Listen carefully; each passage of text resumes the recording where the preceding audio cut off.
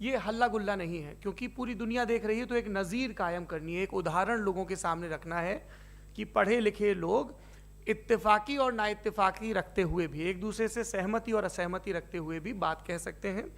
यहाँ पर मेरे JNU के प्रोफेसर बैठे हैं, पुरुषोत्तम अग्रवाल जी, जिन्होंने हमें क्लास में सिखाया है कि सहमति का साहस और असहमति का विवेक, और इसका ठीक उलट भी, ये बड़ा ज़रूरी है। दूसरी बात, ये किसी एक धर्म के बारे में बहस नहीं है, ये बात सबको स्पष्ट होनी चाहिए। किसी धर्म को महान बताने या किसी धर्म को कमतर बताने की ये बहस नहीं है। तो यदि कोई इस उम्मीद से देख रहा है या यहाँ आया है, तो मैं आपको आश्वस्त करना चाहता हूं कि आपको नाउम्मीदी हाथ लगेगी।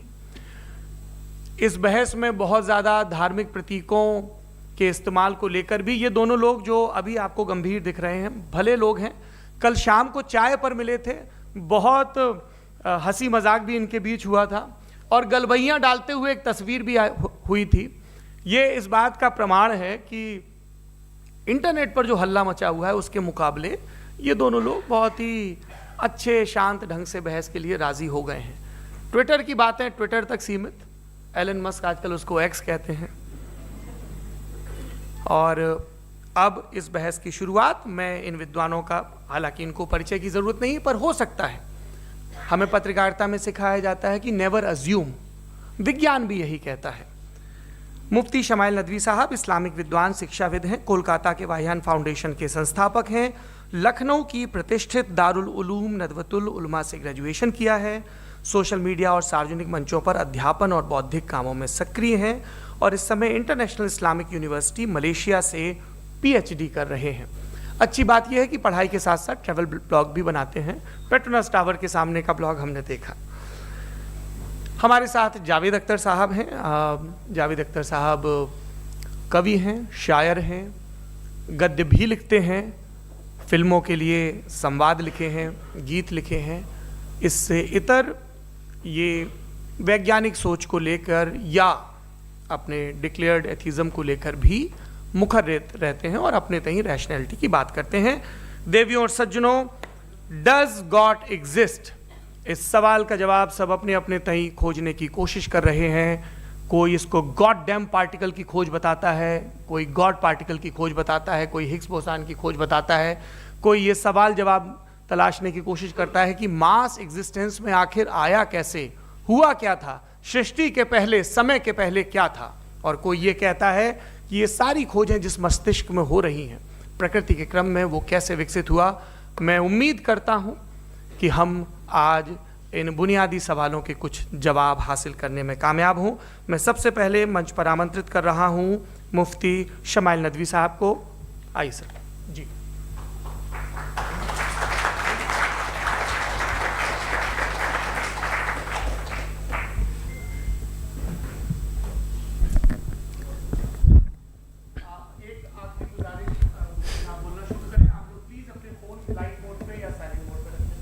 एक बार चेक कर ले, कई बार बेध्यानी हो जाती है।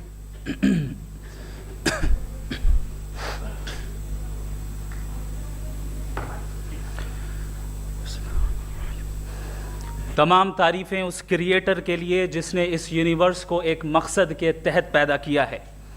रिस्पेक्टेड जनाब जावेद अख्तर साहब, मिस्टर सौरभ द्विवेदी और respected audience, thank you all for being here today. आज की डिबेट में चूंकि हम बात करने वाले हैं डज गॉड एग्जिस्ट के टॉपिक पर, तो ये एक ऐसा टॉपिक है जिसके मुताल्लिक कोई भी डिसीजन लेने के लिए अलग अलग स्टैंडर्ड्स हो सकते हैं। लिहाजा डिबेट के शुरू में ये ज़रूरी है कि हम ये जान लें कि आज के इस टॉपिक में कौन सा स्टैंडर्ड सही होगा और कौन सा गलत होगा।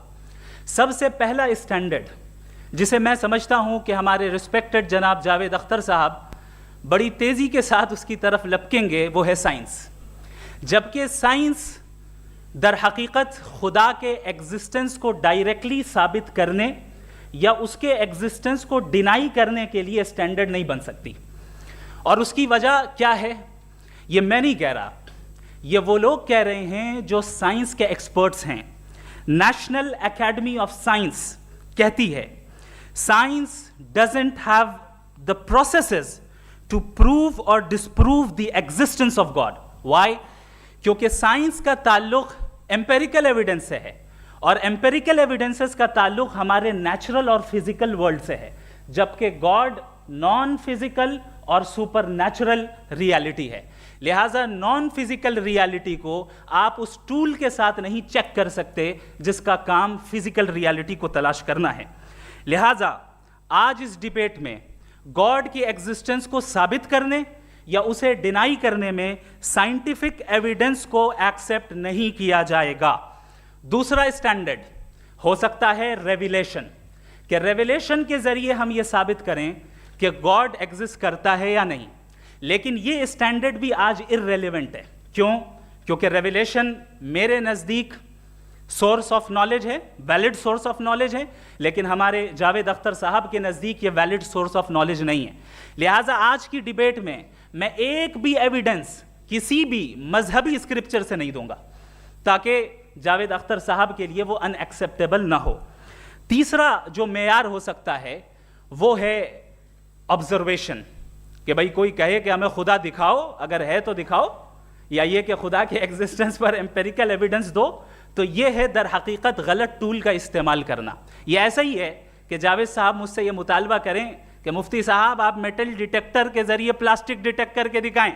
अब चूंकि प्लास्टिक डिटेक्ट नहीं हो पा रही है लिहाजा plastic does not exist. No, you are using the wrong tool. इस टूल से प्लास्टिक को डिटेक्ट नहीं किया जाता। लिहाजा मैं समझता हूं कि गॉड के एग्जिस्टेंस पर एम्पेरिकल एविडेंस का मुतालबा करना एक बचकाना मुतालबा है और हमारे रिस्पेक्टेड जनाब जावेद अख्तर साहब इस स्टेज से अब बहुत आगे निकल चुके हैं। अब बचता है एक ही स्टैंडर्ड और वो स्टैंडर्ड है अक्ल, लॉजिक, रीजनिंग।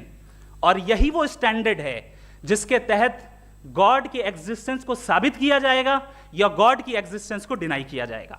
लेकिन चूंकि ये बहुत इंपॉर्टेंट और सेंसिटिव टॉपिक है, इसलिए लॉजिकल आर्ग्यूमेंट भी ऐसा होना चाहिए जो डेफिनेटिव हो, इनडेफिनेटिव ना हो, जो 2 और 2 4 की तरह बिल्कुल वाजे हो, जिसे लॉजिकली रिजेक्ट करना पॉसिबल नहीं हो। फॉर एग्जाम्पल हम कहें हमारे रिस्पेक्टेड मिस्टर सौरभ साहब, ये एक इंसान है और तमाम इंसान कॉन्शियस बीइंग है। लिहाजा नतीजा क्या निकला? हमारे सौरभ साहब भी कॉन्शियस बीइंग है। क्या ये इनडेफिनेट आर्ग्यूमेंट है या डेफिनेट आर्ग्यूमेंट है? ये डेफिनेट आर्ग्यूमेंट है। ये 2 और 2 की तरह वाजे है। इसमें किसी तरह जो है लॉजिकली इसको रिजेक्ट नहीं किया जा सकता। तो अगर आज हमारे जावेद अख्तर साहब ऐसी कोई अकली दलील और लॉजिकल एविडेंस दें खुदा के ना होने पर जो डेफिनेट भी हो, तो मैं ये ऐलान करता हूं कि यकीनन मैं उस एविडेंस को कबूल करूंगा और उस पर गौर करूंगा। लेकिन साथ में ये भी ऐलान कर देता हूं प्रेडिक्शन के तौर पर कि ऐसा कोई डेफिनेट आर्ग्यूमेंट कोई नहीं पेश कर सकता। दलील हम देंगे और डेफिनेटिव दलील देंगे, लॉजिकल दलील देंगे, ऐसी दलील देंगे जो एंटायर एथिस्टिक वर्ल्ड उसे रेफ्यूट नहीं कर सकती। चलें अब हम एक एग्जाम्पल सोचते हैं, एक सिनेरियो, सिंपल सिनेरियो, तमाम ऑडियंस से गुजारिश है, हम और आप एक आइसोलेटेड आइलैंड पर हैं, ऐसा आइलैंड जहां पे हमसे पहले कोई कभी नहीं गया। चलते चलते आपके सामने अचानक आपने देखा एक पिंक कलर की बॉल पड़ी हुई है। सबसे पहला सवाल आपके जहन में क्या आएगा कि ये बॉल यहां क्यों आई, कैसे आई, ये पिंक कलर की ही क्यों है, कोई और कलर भी हो सकता था, ये इसी शेप में क्यों है, कोई और शेप भी हो सकता था। नेचुरली आप इस तरफ पहुंचेंगे कि कोई ना कोई है जिसने इन स्पेसिफिक प्रॉपर्टीज के साथ इस बॉल को बनाया है और यहां पे रखा है। चूंकि आप जानते हैं कि ये जो बॉल है इसका एग्जिस्ट करना जरूरी नहीं है, ये एग्जिस्ट कर भी सकती थी, नहीं भी कर सकती थी, और एग्जिस्ट करना ही था तो किसी और फॉर्म में करती, किसी और कलर में करती। अब आप इस बॉल को एक्सपैंड करते चले जाएं, एक्सपैंड करते चले जाएं, एक्सपैंड करते चले जाएं, यहां तक कि ये बॉल यूनिवर्स के साइज की हो जाए। बताइए कि क्या साइज के बढ़ जाने से सवाल बदल जाएगा? हरगिज नहीं बदलेगा। अभी भी सवाल रहेगा ये यूनिवर्स कहां से आया, इन स्पेसिफिक प्रॉपर्टीज के साथ कहां से आया, क्यों आया, किसने बनाया, ये सवाल उस वक्त भी वैलिड रहेगा। लेकिन ये सवाल अगर हम जनाब जावेद अख्तर साहब से करें तो चूंकि इनका वर्ल्ड व्यू एथिस्टिक है, और सिर्फ इनका नहीं, मतलब जितने भी एथिस्ट हैं और एथिस्टिक वर्ल्ड व्यू को रखने वाले से अगर आप ये सवाल करें कि ये यूनिवर्स कहां से आया, तो इनका जवाब या तो आर्ग्यूमेंट फ्रॉम इग्नोरेंस होगा या डॉगमेटिक होगा। या तो ये कहेंगे कि मुझे नहीं पता कि ये कहां से आया, लिहाजा गॉड डज नॉट एग्जिस्ट, ये आर्ग्यूमेंट फ्रॉम इग्नोरेंस है। या ये कहेंगे कि ये यूनिवर्स खुद ब खुद बन गया, इसका मतलब ये है कि उस बॉल को भी खुद ब खुद बन जाना चाहिए, लेकिन बॉल के ताल्लुक से ये एक्सप्लेनेशन एक्सेप्ट नहीं की जाएगी कि ये खुद ब खुद बन गई, लेकिन यूनिवर्स के ताल्लुक से कर दिया जाएगा। इसे हम दूसरे अल्फाज में डॉगमा भी कह सकते हैं। दूसरी चीज, हमारे जावेद अख्तर साहब जरूर गॉड ऑफ गैप्स की मिसाल भी जरूर देंगे, और मिसाल देंगे कि पहले ज़माने में बिजलियां कड़कती थी तो लोगों ने किसी एक खुदा की तरफ, और बारिश होती थी तो दूसरे खुदा की तरफ मंसूब कर दिया, उनके पास दलील नहीं थी। यह हमारा वर्ल्ड व्यू है ही नहीं, यह हमारा वर्ल्ड व्यू है ही नहीं, क्योंकि नेचुरल फिनोमेना के प्रोसेस की इंटरप्रिटेशन को जान लेने से यह कहां से साबित हो गया कि गॉड एग्जिस्ट नहीं करता है। इस पर मैं इंशाअल्लाह अभी आगे बात करूंगा। आप हजरात ये भी देखेंगे, और मैं ये एक्सपेक्ट करता हूं कि हमारे रिस्पेक्टेड जनाब जावेद अख्तर साहब ज़रूर इमोशनल आर्ग्यूमेंट्स भी देंगे, जो कि एक लॉजिकल फेलेसी है जब बात आती है ट्रुथ को डिसाइड करने में। क्यों? मिसाल के तौर पर वो कहेंगे कि अगर गॉड है तो ईविल क्यों एग्जिस्ट करता है, जबकि मैं कहता हूं ईविल का एग्जिस्ट करना गॉड के एग्जिस्ट करने की दलील है, उसके खिलाफ नहीं है। चूंकि अगर गॉड है तो हम सब उसके सामने अकाउंटेबल हैं, और अगर हम अकाउंटेबल हैं तो अकाउंटेबिलिटी के लिए ईविल का मौजूद होना जरूरी है, उसके बगैर हम अकाउंटेबल नहीं हो सकते। और अगर हम अकाउंटेबल नहीं हैं तो हम जनाब जावेद अख्तर साहब से पूछेंगे कि आप बताएं कि फिर सफरिंग इस दुनिया में क्यों है? अगर खुदा नहीं है तो सफरिंग क्यों है? और उन लोगों के जज्बे का क्या जिनके अंदर सफरिंग के बाद इंतकाम लेने का जज्बा पाया जाता है और वो इस दुनिया से ऐसे ही चले गए, क्या उनकी सारी तकलीफें बेकार चली जाएंगी? अब आ जाएं उसी एग्जाम्पल की तरफ कि बॉल, मुझसे अगर कोई पूछे इस बॉल को किसने बनाया और या इस एक्सपेंडेड बॉल को किसने बनाया, मैं कहूंगा कि चूंकि ये यूनिवर्स और इस यूनिवर्स की तमाम चीज़ें कॉन्टिंजेंट हैं। कॉन्टिंजेंट होने का मतलब ये होता है कि जो अपने एग्जिस्टेंस पे किसी के ऊपर डिपेंड करती हो, तो जाहिर है ये यूनिवर्स कॉन्टिंजेंट है। और अगर कोई चीज़ कॉन्टिंजेंट नहीं है तो मैं रिक्वेस्ट करूंगा कि मुझे दिखा दें कि कौन सी चीज़ यूनिवर्स में कॉन्टिंजेंट नहीं है, हम भी ज़रा गौर कर लें और हम भी देख लें। और जब कॉन्टिंजेंट चीज़ें मौजूद हैं तो फिलोसोफर्स की इस्तिलाह के मुताबिक, हम उस टर्मिनोलॉजी के मुताबिक हम उस जगह तक पहुंचते हैं और उस हस्ती तक पहुंचते हैं जिसे नेसेसरी बीइंग कहा जाता है, कि ये वो नेसेसरी बीइंग है जिसका मौजूद ना होना नामुमकिन हो। चूंकि अगर ये मौजूद ना हो तो सारी चीज़ें एग्जिस्टेंस में आएंगी ही नहीं, और ये सारी कॉन्टिंजेंट चीज़ें उसी के ऊपर डिपेंड करती हैं। अब अगर आप ये सवाल करते हैं कि फिर उस हस्ती को किसने बनाया, फिर उसका कॉज क्या है, फिर उसका कॉज क्या है, फिर उसका कॉज क्या है, और एंडलेसली चले जाएं, इसे हम कहते हैं इन्फिनिट रिग्रेस ऑफ कॉजेज, जो कि लॉजिकल फेलेसी है। कॉन्सेप्चुअली इन्फिनिटी पॉसिबल है। मिसाल के तौर पे न्यूमेरिकल्स 1 2 3 गिनते चले जाएं, इन्फिनिट नंबर्स हैं। मैं कॉन्सेप्चुअली बात नहीं कर रहा, प्रैक्टिकली रियलिटी में साबित करके दिखाएं कि infinite regress of causes possible हैं या नहीं। अगर पॉसिबल हैं तो हम मान लेंगे, मिसाल दे दें, और पॉसिबल नहीं है तो एक ही ऑप्शन बचता है जिसे हम कहते हैं नेसेसरी बीइंग। ऐसी नेसेसरी बीइंग जो इंडिपेंडेंट है, क्योंकि अगर वो डिपेंडेंट हुई तो वो नेसेसरी नहीं रहेगी। ऐसी इंडिपेंडेंट बीइंग जो इटर्नल है, अगर वो इटर्नल नहीं होगी, उसकी बिगिनिंग होगी तो वो खुद कॉन्टिंजेंट है।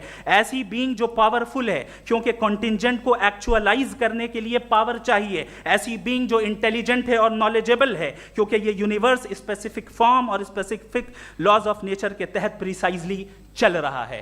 Thank you. थैंक यू मुफ्ती साहब। मैं इन दलीलों के बाद जावेद अख्तर साहब से गुजारिश करूंगा, आप बैठ के बोलना चाहेंगे या बाहर? जी।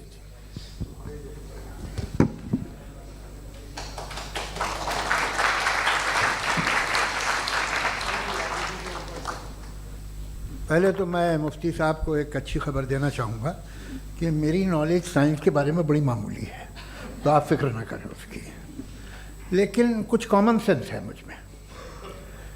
देखिए, ये खुदा का तस्वुर कोई नया तस्वुर नहीं है, ये सदियों से रहा है। ये कुछ रिलीजन 3000 साल पुराने होंगे, 4000 साल पुराने होंगे, लेकिन इंसान कोई 10,000 12,000 साल से एग्जिस्ट करता है होमोसेपियन की शक्ल में, और हमेशा कुछ ना कुछ मज़हब रहे। ये मज़हब जाहिलों के नहीं थे, ये मज़हब एक ऐसी ग्रीक सोसाइटी के थे जहाँ बड़े बड़े फिलोसफर्स पैदा हुए। ये मज़हब इजिप्शियंस के थे जिन्होंने पिरामिड्स बनाए थे।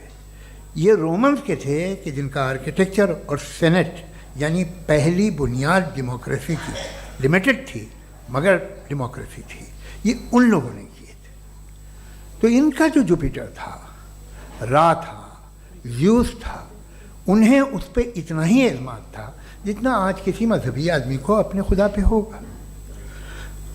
क्रिश्चियनिटी आने से पहले यूरोप में एक मज़हब था जर्मेनिक रिलीजन, उसका एक खुदा था, उसकी एक बीवी थी, उसके 2 बेटे थे, एक बेटी थी। फिर जर्मनी में जब यूरोप में क्रिश्चियनिटी आई तो वो खुदा, उसकी बीवी और पूरे ख़ानदान चला गया।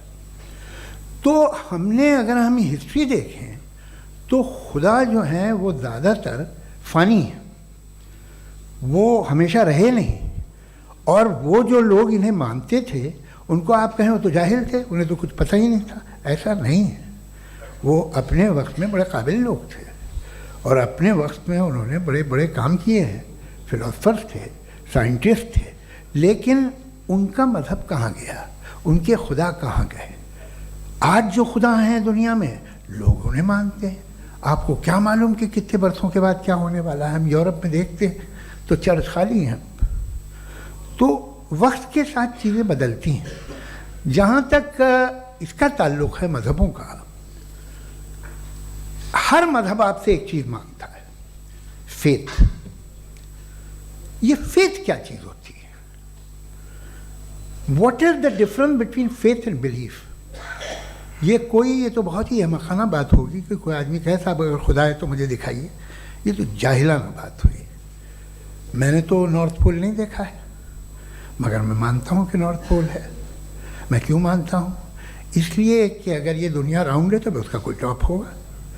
कुछ लोग हैं जो वहाँ गए भी हैं, कॉमन सेंस कहता है कि ऐसा होगा, सबूत है, गवाह है, रीज़न है। तो ये मेरा फेथ नहीं है। तो फेथ में और बिलीफ में डिफरेंस क्या है? जो मज़हब मांगता है आपसे, हर मज़हब फेथ मांगता है। फेथ का मतलब ये है कि ना कोई गवाह हो, ना कोई सबूत हो, ना कोई रैशनल हो, ना कोई लॉजिक हो, ना कोई प्रूफ हो, मगर तुम एक बात को मानो। ये है फेथ। वरना बिलीफ होता। अगर इसमें कुछ भी सबूत होते, गवाह होते, तो फिर इसे आप बिलीफ कहते हैं। जैसे मेरा बिलीफ है कि नॉर्थ पोल है, मेरा फेथ थोड़ी है। फेथ इन तमाम शर्तों को रद्द करता है। तो फिर स्टुपिडिटी क्या है? अगर मैं एक बात ऐसी मानूं जिसकी ना कोई लॉजिक है, ना कोई रैशनल है, ना कोई प्रूफ है, ना कोई गवाह है, ना कोई सबूत है, और मैं उसे मानूं, तो ये स्टुपिडिटी हुई। इसे ही भाई कल को मैं यकीन कर लूँ कि एलॉन मस्क जो है मेरा भाई है, तो मुझे इंतहाई खुशी होगी, सुकून भी बहुत मिलेगा मुझे। लेकिन और कहे भाई क्यों मानते हो, क्या सबूत है? भाई वो तो अमेरिकन है और तुम तो इंडियन हो, वो तो नस्ल अलग है, तुम्हें कभी मिले भी नहीं। साहब देखिए मेरा फेथ है, इस पर बात न किया। फेथ का मतलब ही यह है कि आप प्रूव नहीं कर सकते। अगर आप प्रूव कर सकते हो तो फेथ की ज़रूरत ही नहीं, फिर तो आप बात करेंगे, आप कितनी बहस कर लीजिए। अल्टीमेटली दुनिया का हर मज़हब फेथ पे टिका है, और फेथ का मतलब है एक ऐसा यकीन जिसका कोई सबूत, कोई गवाह, कोई रैशनल नहीं। अब आप ये कहें, क्या आप ये क्यों कह रहे हैं कि साहब ये कायनात किसने बनाई? कमाल ये है कि आपने बताया कि एक आइलैंड पे गए और एक बॉल देखी। आपने ये नहीं कहा कि आइलैंड किसने बनाया, आपको सिर्फ बॉल पे हैरत हुई। हमने आइलैंड पे हमने हैरत नहीं की, होते हैं आइलैंड। इसी तरह ये आइलैंड है, सितारे, ये गैलेक्सीज, ये सब आइलैंड हैं खला में।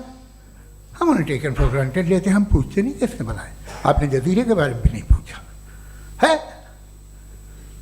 मेरी पैदाइश कैसे हुई? क्या मैं प्लान्ड पैदा हुआ था? I was plan to be born, या एक लकी स्पर्म था जो किसी एक से चिपक गया? मेरी पैदाइश रैंडम। और इंसाफ जिसे आप कहते हैं, इंसाफ का तो नेचर से कोई वास्ता ही नहीं है। जो आप कहते हैं कि एक दिन इंसाफ मिलेगा, इंसाफ is a human concept, nature में कोई इंसाफ नहीं।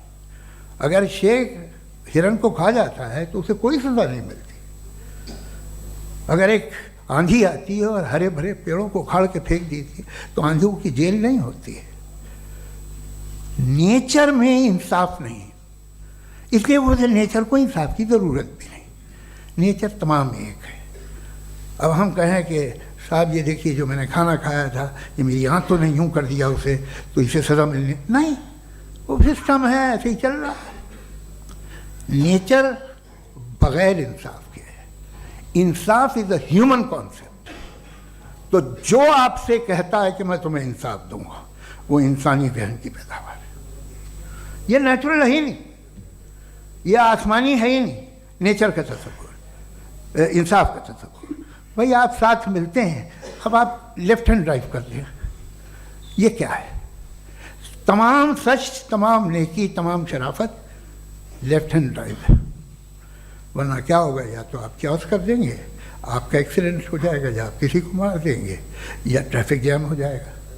झूठ, बेईमानी, रिश्वतखोरी, ये तमाम जो है driving on the wrong side है। इसके ऊपर कुछ नहीं। ये तो हमने बनाया, जैसे हमने लेफ्ट हैंड ड्राइव बनाई है। ये कॉन्सेप्ट ऑफ इंसाफ जो है ये हमारा है, इसका नेचर से कोई वास्ता नहीं। शेर खा जाता है हिरन को, उसे जेल होती है क्या? कुछ भी नहीं, है ही नहीं। तो ये जो दुनिया के रिलीजन प्रॉमिस करते हैं आपसे इंसाफ, इसी से मालूम होता है कि ये मैन मेड है। ये तसव्वुर कहीं और का है ही नहीं। जो नेचर है, कुछ लोग कहते हैं नेचर ही खुदा है, तो नेचर में तो इंसाफ नहीं कहीं। और आप वादा कर रहे हैं कि तुम्हें मरने के बाद इंसाफ मिलेगा। मुझे अगर मिलेगा तो मैं बहुत खुश हूँगा, लेकिन मैं यकीन नहीं कर पाता हूँ, इसलिए कि मैं फेथ नहीं पैदा कर सकता। The very fact that religions demand faith, इसका मतलब है कि उनके पास जस्टिफिकेशन नहीं है। अच्छा था, फिर रिलीजन अगर मॉडरेशन में है, कोई सा भी नहीं, वो आप में कुछ खूबियाँ भी पैदा करता होगा, देखिए उससे ये फ़ायदा है, वो फ़ायदा है। अल्कोहल जो है वो ज़्यादातर दवाओं में यूज़ होती है, और एक सर्वे किया गया था अमेरिका में कि लॉन्जिटिविटी किन लोगों की है। तो एक तरफ वो लोग थे जो शराब पीते ही नहीं थे, और एक तरफ वो थे जो एक बोतल शराब रोज़ पीते थे। सबसे ज़्यादा लंबी उम्र उनकी है जो 2 पैग नाप के शराब पीते और खाना खाते हैं। मगर हम शराब को बुरा समझते हैं, मैं भी बुरा समझता हूँ। क्यों? ऐसा होता नहीं। कुछ चीज़ों में आदत होती है कि वो बढ़ती है। आज तक में एक आदमी दूध पीता है, आप 10 साल बाद भी मिलेंगे तो एक ही गिलास पीता होगा। ऐसा नहीं होता, सुबह से दूध पीता रहता है। मिल्कोहलिक मैंने नहीं देखे, अल्कोहलिक होते हैं। ये टेंडेंसी है मजहब की कि वो बढ़ता है, जैसे कैंसर बढ़ता है, जैसे शराब बढ़ती है। कुछ लोग होंगे जो उसे सही तरह से यूज़ करते हैं। मुझे यकीन है कि हमारे मुफ्ती साहब भी उनमें से एक हैं, इनसे बहुत खुशी हुई मुझे इनसे मिलकर। लेकिन कितने लोग हैं कि आज आप देखते हैं दुनिया में जो तबाहियाँ हैं, इनमें कितना हाथ है उन लोगों का जो बिलीवर कहते था मजहब ये नहीं कहता, ना कहता होगा, मगर जब ये मजहब पीते हैं तो ऐसे बिहेव करते हैं। थोड़ा सा अगर हो तो शायद बहुत अच्छी बात, लेकिन शराब थोड़ी सी नहीं रहती, उसमें टेंडेंसी है पहले। थोड़ा सा अगर 2-3 कैंसर के सेल हो ना बॉडी में तो आदमी स्लिम रहेगा, लेकिन वो 2-3 सेल नहीं रहते, वो मल्टीप्लाई होते हैं। जावेद साहब, टाइम पूरा हो गया। टाइम हो गया, तो बस बात खत्म हो गई। अच्छा, मुझे कुछ और कहने को था भी नहीं। जी, मैं पहले जवाबी दौर के लिए इनवाइट कर रहा हूँ मुफ्ती साहब को। Your rebuttal round 1, you have 7 minutes.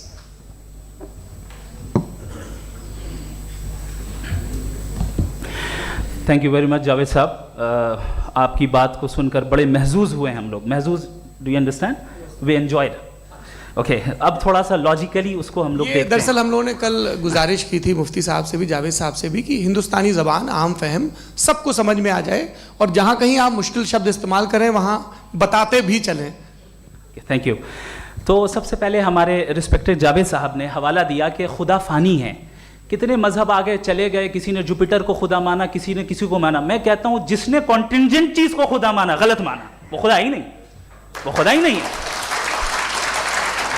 हम तो नेसेसरी बीइंग को साबित करने बैठे हैं, वो नेसेसरी कॉज जो इटरनल है, जो अबदी भी है और अजली भी है, हम किसी और को साबित करने नहीं बैठे। दूसरी चीज उन्होंने कहा कि फेथ एंड बिलीफ, ये एक ऐसी डेफिनेशन है फेथ की जो इन्होंने पहली मर्तबा पेश की है, या माफ कीजिएगा इन्होंने पहली मर्तबा पेश नहीं की है, रिचर्ड डॉकिंस ने पहली मर्तबा पेश की है। मुझे मालूम है ये सोर्स कहां से है। एपिस्टेमोलॉजिकली फेथ और बिलीफ का फर्क आप इस तरह नहीं कर सकते सर। फेथ सही भी होता है, गलत भी होता है, बिलीफ सही भी होता है, गलत भी होता है।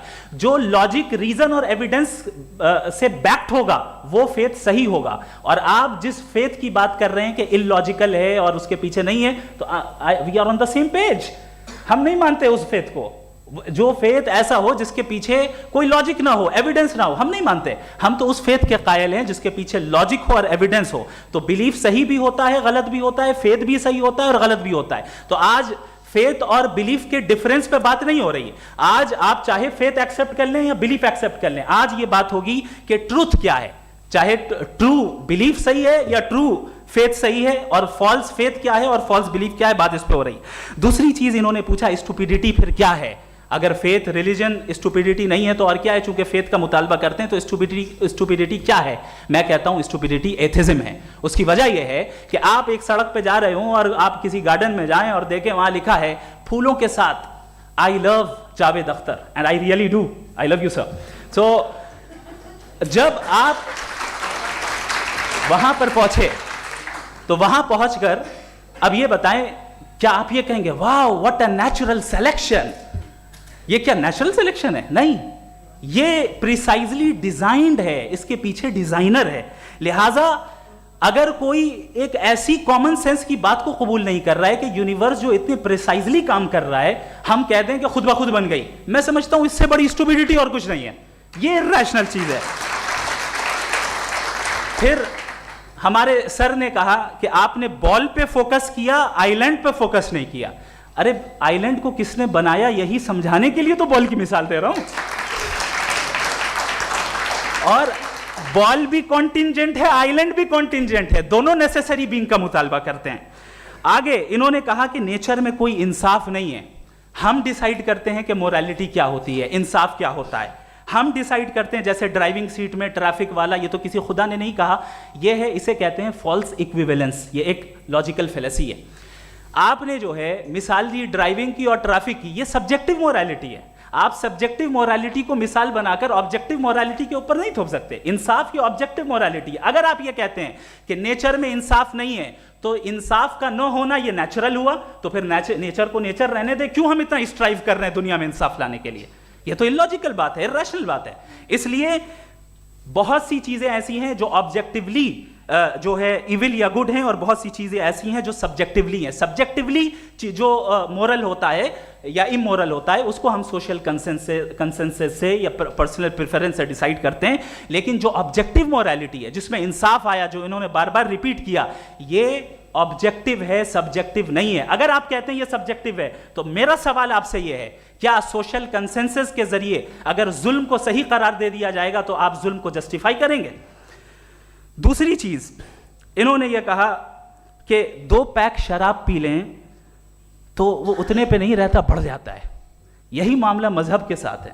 2 पैक आप पी लें बढ़ेगा, तो ये एक ऐसी मिसाल है, इसको कहीं भी फिट कर लें कि आप एथिज्म पे जब फिट करें, जब आप 2 पैक एथिज्म का लेंगे ना तो वो बढ़ बढ़ के नॉर्थ कोरिया बनेगा। Thank you.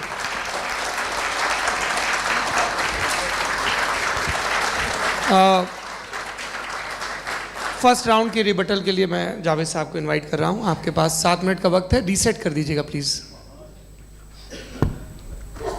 मुझे इस बात की खुशी है कि मुफ्ती साहब ने भी मान लिया कि नेचर में कोई इंसाफ नहीं है। तो कोई भी चीज़ जो इंसान ने नहीं बनाई है उसमें इंसाफ नहीं होता है। एक बात मैं आपसे अर्ज़ करूँ, ज़रा पता लगा लीजिएगा, ये जो आप बाग में जाते हैं बेहद खूबसूरत फूल देखते हैं ना, इनमें से कोई नेचुरल नहीं है। ये सारे फूल क्रॉस करके बनाए गए हैं। जो जंगल में फूल होते हैं नहायत मामूली होते हैं। ये फूल इंसानों ने बनाए हैं। जो आप बाग में देख के वाह वाह कहते हैं, ये इंसानों के बनाए हुए हैं, डिफरेंट फूलों को क्रॉस करके, डेवलप करके, फिर क्रॉस करके इस तरह से बनाए गए नेचुरल फ्लावर नहीं। किसी जंगल वीरान में जाके आप गुलाब के फूल नहीं देखेंगे, ये सब बनाए हुए इंसान ने, बहुत से काम इंसान ने किए हैं। बाकी है कि आपने मेरी एक बात का जवाब नहीं दिया, जिससे मुझे शिकायत है कि फेथ क्या है और आप फेथ मांगते क्यों हैं मुझसे? आप तो लॉजिकल हैं, आपके पास तो सारे रैशनल्स हैं, आपके पास सारे सबूत हैं, तो आपको फेथ की डिमांड क्यों करते हैं कि भाई तुम सरेंडर कर दो और सवाल मत करो? कोई मजहब सारे सवाल करने की इजाज़त नहीं देता है और मना करता है कि ज़्यादा सवाल ना करो, बहक जाओगे तुम। आप क्यों रोकते हैं? हकीकत यह है कि इंसानी तारीख क्या है। इंसानी तारीख ये है कि दुनिया में दो तरह के लोग हुए हैं, एक वो जिन्होंने अपनी लाइल्मी की परस्तिश की है, दूसरे वो जिन्होंने अपनी इग्नोरेंस या लाइल्मी से झगड़ा किया है और मालूम किया है कि क्या है। ये जो आप कह रहे हैं, आज आप हैरान हैं कि भाई ये यूनिवर्स कैसे बनी। लोग हैरान थे कि सूरज डूबता है तो इधर से कैसे निकलता है, और आप एक कदम जाके हमेशा का मानने को तैयार है, एक कदम पीछे ही मान जाइए। भाई आप इसके बाद जाते हो, कहते सवाल ना करना कि ये कहाँ से आया, ये पावर तो हमेशा से हमेशा रहेगी। तो आप यूनिवर्स के बारे में मानने में क्या तकलीफ है? एक कदम पहले रुक जाइए, ये हमेशा से थी या नहीं थी हमें मालूम नहीं है। और ये कहना कि हमें मालूम नहीं है, कमाल ये है कि दुनिया के सारे मजहब सब जानते हैं ये दुनिया कैसे बनी थी, कैसे मिटेगी, मरने के बाद क्या होगा, इनको सब इल्म है।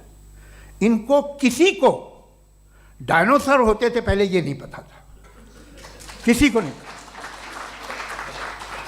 किसी भी दुनिया की मजहबी किताब में डायनासोर का जिक्र नहीं है, लेकिन बाकी सब बातें, how to make universe in 4 easy lessons and बाकी सब पता है।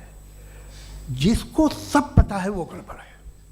हम में ये इनकिसार, ये ह्यूमिलिटी होनी चाहिए कि हम ये कहें कि हमें ये बहुत सारी बातें नहीं मालूम, लेकिन हम उनकी परस्तिश न करना, अपनी लाइल्मी को की परस्तिश न करें, हम उसे पता लगाने की कोशिश करें। जिस दुनिया में आप बैठे हैं सर, ये हॉल जो है, ये इलेक्ट्रिसिटी जो है, ये माइक जो है, जिस हवाई जहाज से आप आए थे, वो जिस कार से आप यहाँ आए हैं, ये सब उन लोगों की बनाई हुई है जिन्होंने सवाल किए थे। ये दुनिया जिसमें आप आज आराम से हैं, ये उन लोगों की बनाई है कि जिन्होंने सवाल किए थे, और हर स्टेज पे इन सवालों को मकरूह कहा गया था, गलत कहा गया था। आप ज़रा तारीख पढ़िए, एक बड़ी दिलचस्प किताब है बर्ट्रैंड रसेल की, जिसमें उसने रिलीजन एंड साइंस कि कब से रिलीजन जो है साइंस के अगेंस्ट है, और हद तो ये है कि भाप के इंजन के खिलाफ थे, स्टीम इंजन के भी खिलाफ थे, और फतवे हुए उन पर, वेटिकन ने दिए। तो ये हमेशा, अभी जैसे ही ये राइट विंगर आते हैं अमेरिका में पावर में, तो वो जो अपना ये क्या बोलते हैं उसे, सीड क्या बोलते हैं, सीड क्या जो, हाँ नहीं सीड जो होते हैं जिन पे जी नहीं भाई, वो जो ह्यूमन बॉडी के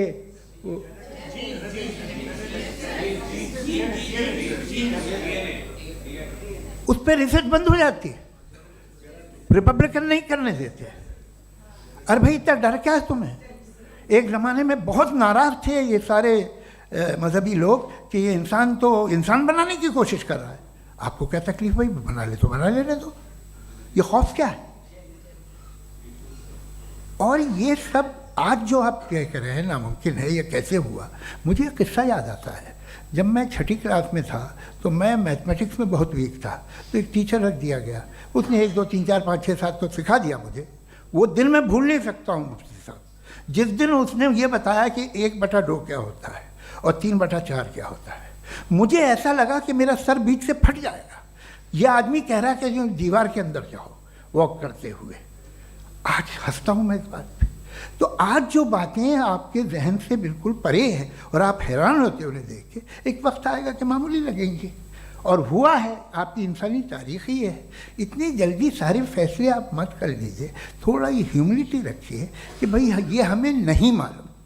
ये कहने में क्या आ रहा है, ये यूनिवर्स कहाँ तक फैली, ये कब से है और कब तक रहेगी, हमें नहीं मालूम। आपने फैसला कर लिया कब बनी, ये आपके हिसाब से कोई 14 बिलियन ईयर्स बनी जो समझा जाता है।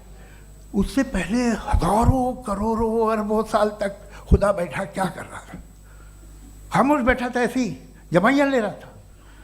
फिर उसे आइडिया आया, यार एक काम करते, वक्त अच्छा गुजर जाएगा, यूनिवर्स बनाते हैं। सोचिए, वो तो हमेशा से है ना, मगर यूनिवर्स हमेशा से नहीं है, ये तो बनाई गई है। और उससे पहले क्या था, इनका क्या काम था? कैसी बात है, ये बड़ा आसान है। जो बात हमें आज धीरे धीरे पता चली है, बरसों 2000 और 2500 साल पहले आपको किसी ने बता दिया कि क्या था, आप मान गए, और तब से वही मान रहे हैं जो 2500 साल पहले कहा गया था। सब कुछ बदल गया है, सॉल्व हो रही हैं चीज़ें। अभी साइंस बिल्कुल दावा नहीं करती, या कोई फिलोसफर ये दावा नहीं करता कि हमें सब मालूम, बल्कि वो कहता है कि हमें जितना मालूम होता है उससे ये मालूम होता है कि हमें कितना कम मालूम। तो हम अपनी जहालत से लड़ें, उसकी परस्तिश न करें। जी, time. Thank you so much. मैं तर्कों की श्रृंखला में राउंड 2 के लिए मुफ्ती साहब को आमंत्रित कर रहा हूँ। आपके पास एक बार फिर से 7 मिनट का वक्त है। शुक्रिया। जनाब जावेद अख्तर साहब कई मर्तबा दोहरा रहे हैं कि फ़ेथ का मतलब बताइए, फ़ेथ का मतलब बताइए। मैंने बता दिया, फ़ेथ सही भी होता है, गलत भी होता है। और आज हम फ़ेथ पे बात नहीं कर रहे, हम ट्रुथ और डज गॉड एग्जिस्ट पे बात कर रहे हैं। क्या डज गॉड एग्जिस्ट, ये ट्रुथ यानी गॉड है या नहीं है, इसमें से दोनों ट्रुथ क्या है। अब आप उसे फेथ कह लें, बिलीफ कह लें, नॉट माई बिजनेस। उसके बाद आपने कहा कि भाई सवाल करने से मजहब रोकता है। मैं कहता हूं जो रोकता है वो रोकता होगा, मैं नहीं रोकता, बल्कि सवाल करें, सवाल करना चाहिए। सवाल कर करके तो हम आगे बढ़ते हैं, तरक्की करते हैं, और इसीलिए मैं आज यहाँ पे आया हूँ। लेकिन सवाल सिर्फ खुदा से नहीं होगा, आपसे भी होगा। सवाल एथिज्म से भी होगा, सवाल सिर्फ मजहब से नहीं होगा, सबसे होगा। और आज मैं सवाल करूंगा और उम्मीद है कि आप जवाब देंगे। अभी तक आपने वैसे कॉन्टिंजेंसी आर्गुमेंट का कोई जवाब नहीं दिया है। चलें, आपने कहा यूनिवर्स के बारे में इटर्नल क्यों नहीं बोल देते। ये चूंकि लॉजिकली पॉसिबल ही नहीं है कि यूनिवर्स इटर्नल हो। यूनिवर्स एक कॉन्टिंजेंट चीज़ है जो टाइम एंड स्पेस के पाबंद है, टाइम एंड स्पेस से बाउंड है। जो टाइम एंड स्पेस से बाउंड होगा वो कॉन्टिंजेंट होगा, जो कॉन्टिंजेंट होगा वो उसकी बिगिनिंग हुई होगी, जिसकी बिगिनिंग हुई होगी वो इटर्नल नहीं हो सकता। ये तो कॉमन सी बात है।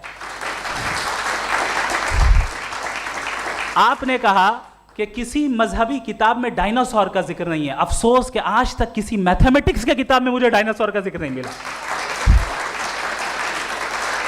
तो इसका मतलब मैथमेटिक्स की किताब बेकार है? नहीं, उसका वो टॉपिक नहीं है। रेवलेशन का और मजहबी किताबों का टॉपिक ये नहीं है कि आपको आके बताए साइकिल कैसे बनाते हैं, या आकर ये बताएं कि जो है डायनासोर कब था। वो तो मोरालिटी सिखाने आया है, गॉड के बारे में बताने आया, नॉन फिजिकल रियलिटी की हकीकत को सिखाने के लिए आया। रिलीजियन साइंस को रोकता है? नहीं रोकता। अगर रोकता है तो गलत करता है। रिलीजियन साइंटिज्म को रोकता है, जिसमें हमारे जावेद साहब मुब्तला हैं। साइंस और साइंटिज्म में फर्क है। साइंटिज्म यह है कि आप समझें कि साइंस और साइंटिफिक मेथोडोलॉजी ये नॉलेज को हासिल करने का वाहिद सोर्स ऑफ नॉलेज है। यह है साइंटिज्म। हम इसे रिजेक्ट करते हैं। हम साइंस को तो तरक्की करते हैं, भाई आप हमारी पूरी तारीख कर लें, पढ़ लें तो आपको पता चल जाएगा। बहरहाल ये अलग टॉपिक है। उसके बाद इन्होंने एक लफ्ज़ कहा, वेटिकन ने फतवा दिया। वेटिकन का फतवे से कोई ताल्लुक नहीं है, दोनों कॉन्ट्राडिक्टरी अल्फाज हैं। उसके बाद उन्होंने कहा कि भाई हमें नहीं मालूम। अगर नहीं मालूम तो क्लियरली कह देना कि नहीं मालूम है, इसमें क्या हरज है। तो वही तो मैं कह रहा हूं ना कि आप कह दें कि नहीं मालूम, लेकिन क्लेम क्यों कर रहे हैं कि गॉड एग्जिस्ट नहीं कर रहा है। आप कह दें नहीं मालूम है, हो सकता है हो सकता ना हो, लेकिन आप क्लेम कर रहे हैं। The moment you say God does not exist, this is a claim, and now the burden of proof is upon you too, जैसे हमारे ऊपर है। और क्यों है मैं बताता हूं, क्यों है ये भी मैं बताता हूं। फिलोसॉफिकली जो क्लेम होता है ना, सिर्फ ये नहीं होता कि इंसान कहे पॉजिटिव क्लेम करे और नेगेटिव क्लेम करे तो बर्डन ऑफ प्रूफ नहीं है। आप मिसाल के तौर पे मैं कहूं कि फुला उस कमरे में कोई नहीं है, मैंने एक नॉलेज का क्लेम किया है। उस कमरे में कोई नहीं है, मैंने एक नॉलेज का क्लेम किया। या तो मैं कहूं मुझे नहीं पता, हो भी सकता है नहीं भी हो सकता है, this is not a claim. लेकिन जब मैं कह रहा हूं कि वहां कोई नहीं है या मैं कह रहा हूं वहां कोई है, दोनों क्लेम है और दोनों के ऊपर बर्डन ऑफ प्रूफ है। हमारे ऊपर भी बर्डन ऑफ प्रूफ है, मैंने कंटिजेंसी आर्ग्यूमेंट दिया, इसे तोड़कर दिखाइए। आखिरी चीज, इन्होंने कहा कि खुदा दुनिया बनाने से पहले 150 साल पहले या करोड़ों साल पहले क्या कर रहा था। अरे हजरत, चलें बहरहाल मैं जवाब दे देता हूं, आप हमारे रिस्पेक्टेड पर्सनालिटी हैं, अगर आप नहीं होते तो मैं इसे एंटरटेन ही नहीं करता। टाइम, ये 100 साल पहले या 100 साल बाद, पहले बाद में अभी, ये वो अल्फाज हैं जिनका ताल्लुक टाइम से है। टाइम शुरू ही हुआ है यूनिवर्स की बिगिनिंग के बाद, तो उसके पहले खुदा क्या कर रहा था? सवाल इलॉजिकल है, ये फेलेसी है। यानी आप ये कह रहे हैं कि यूनिवर्स के बनने से पहले खुदा क्या कर रहा था? टाइम के बनने से पहले, पहले का ताल्लुक टाइम से, टाइम उस वक्त था ही नहीं, तो ये सवाल ही इनवैलिड है खुदा के ताल्लुक से। दूसरी चीज, आर्ग्यूमेंट ऑफ कंटिजेंसी जो मैंने आपके सामने पेश की है, आपने बार बार ये प्रूफ किया और ये कह रहे हैं कि गॉड ऑफ गैप्स। देखिए, पहले नहीं मालूम था, साइंस ने कर दिया। सिंपल की मिसाल से मैं समझा देता हूं। जिस गैप्स की आप बात कर रहे हैं ना, साइंस उन गैप्स को जिन चीज के जरिए भी प्रूव करेगा वो कॉन्टिंजेंट ही होगा, अब चाहे वो फोर्स हो, मैटर हो या एनर्जी हो। लिहाजा सवाल हमारा उस वक्त भी वैलिड होगा जब तक कि आप नेसेसरी बीइंग पे ना आ जाएं, और इन्फिनिट रिगरेस पॉसिबल नहीं है of causes in practical world, तो जाहिर है कहीं रुकना पड़ेगा, जहां रुकेंगे वही खुदा है। दूसरी चीज, आपने ये कहा, क्या कह रहा था मैं, किस पॉइंट को? What? Oh no, after that. Just now. हाँ, जहां रुकेंगे वही खुदा है। बहरहाल, तो टाइम का जिक्र हो गया, गॉड ऑफ गैप, सॉरी, या इसकी एक मिसाल आप ले लें। एक कार है, एक साहब ने देखा कि भाई कार जो है उसके व्हील्स कितने अच्छे लगे हुए हैं, सही जगह पे, स्टीयरिंग जो है कितने अच्छे जगह पे लगी हुई है, और सीट्स कितने वेल डिजाइंड है, कितनी प्रिसाइजली ये कार काम कर रही है, तो जरूर कोई ना कोई इसे क्रिएट किया है, किसी ने क्रिएट किया है। अब जावेद साहब आए और कहे, अरे जनाब बोनेट खोलिए, इसमें इंजन है, इंजन इस कार को चला रहा है, hence prove no one has created the car. This is illogical, this is irrational. आपने इंजन के जरिए उस गैप को तो साबित किया, लेकिन क्या उससे कार की जो क्रिएशन है और उसका जो क्रिएटर है ये इम्पॉसिबल हो जाए? ऐसा पॉसिबल है? उसका सवाल खत्म हो जाए, ऐसा पॉसिबल है? नहीं। आपने गैप्स को फिल करके, कॉन्टिंजेंट चीजों से गैप्स को फिल करके हमारे ऑब्जर्वेशन को और ब्रॉड कर दिया। अब हमें और पता चल गया कि ये जो कार है इसका सिस्टम कितना ज्यादा कॉम्प्लेक्स है। पहले कम समझते थे, अब कॉम्प्लेक्सिटी और ज्यादा वाजे हो गई। अब हमें समझ में आ रहा है कि हमारी सर्टेनिटी और बढ़ गई कि जरूर इस कार को किसी ना किसी ने बनाया। यही मामला यूनिवर्स का है।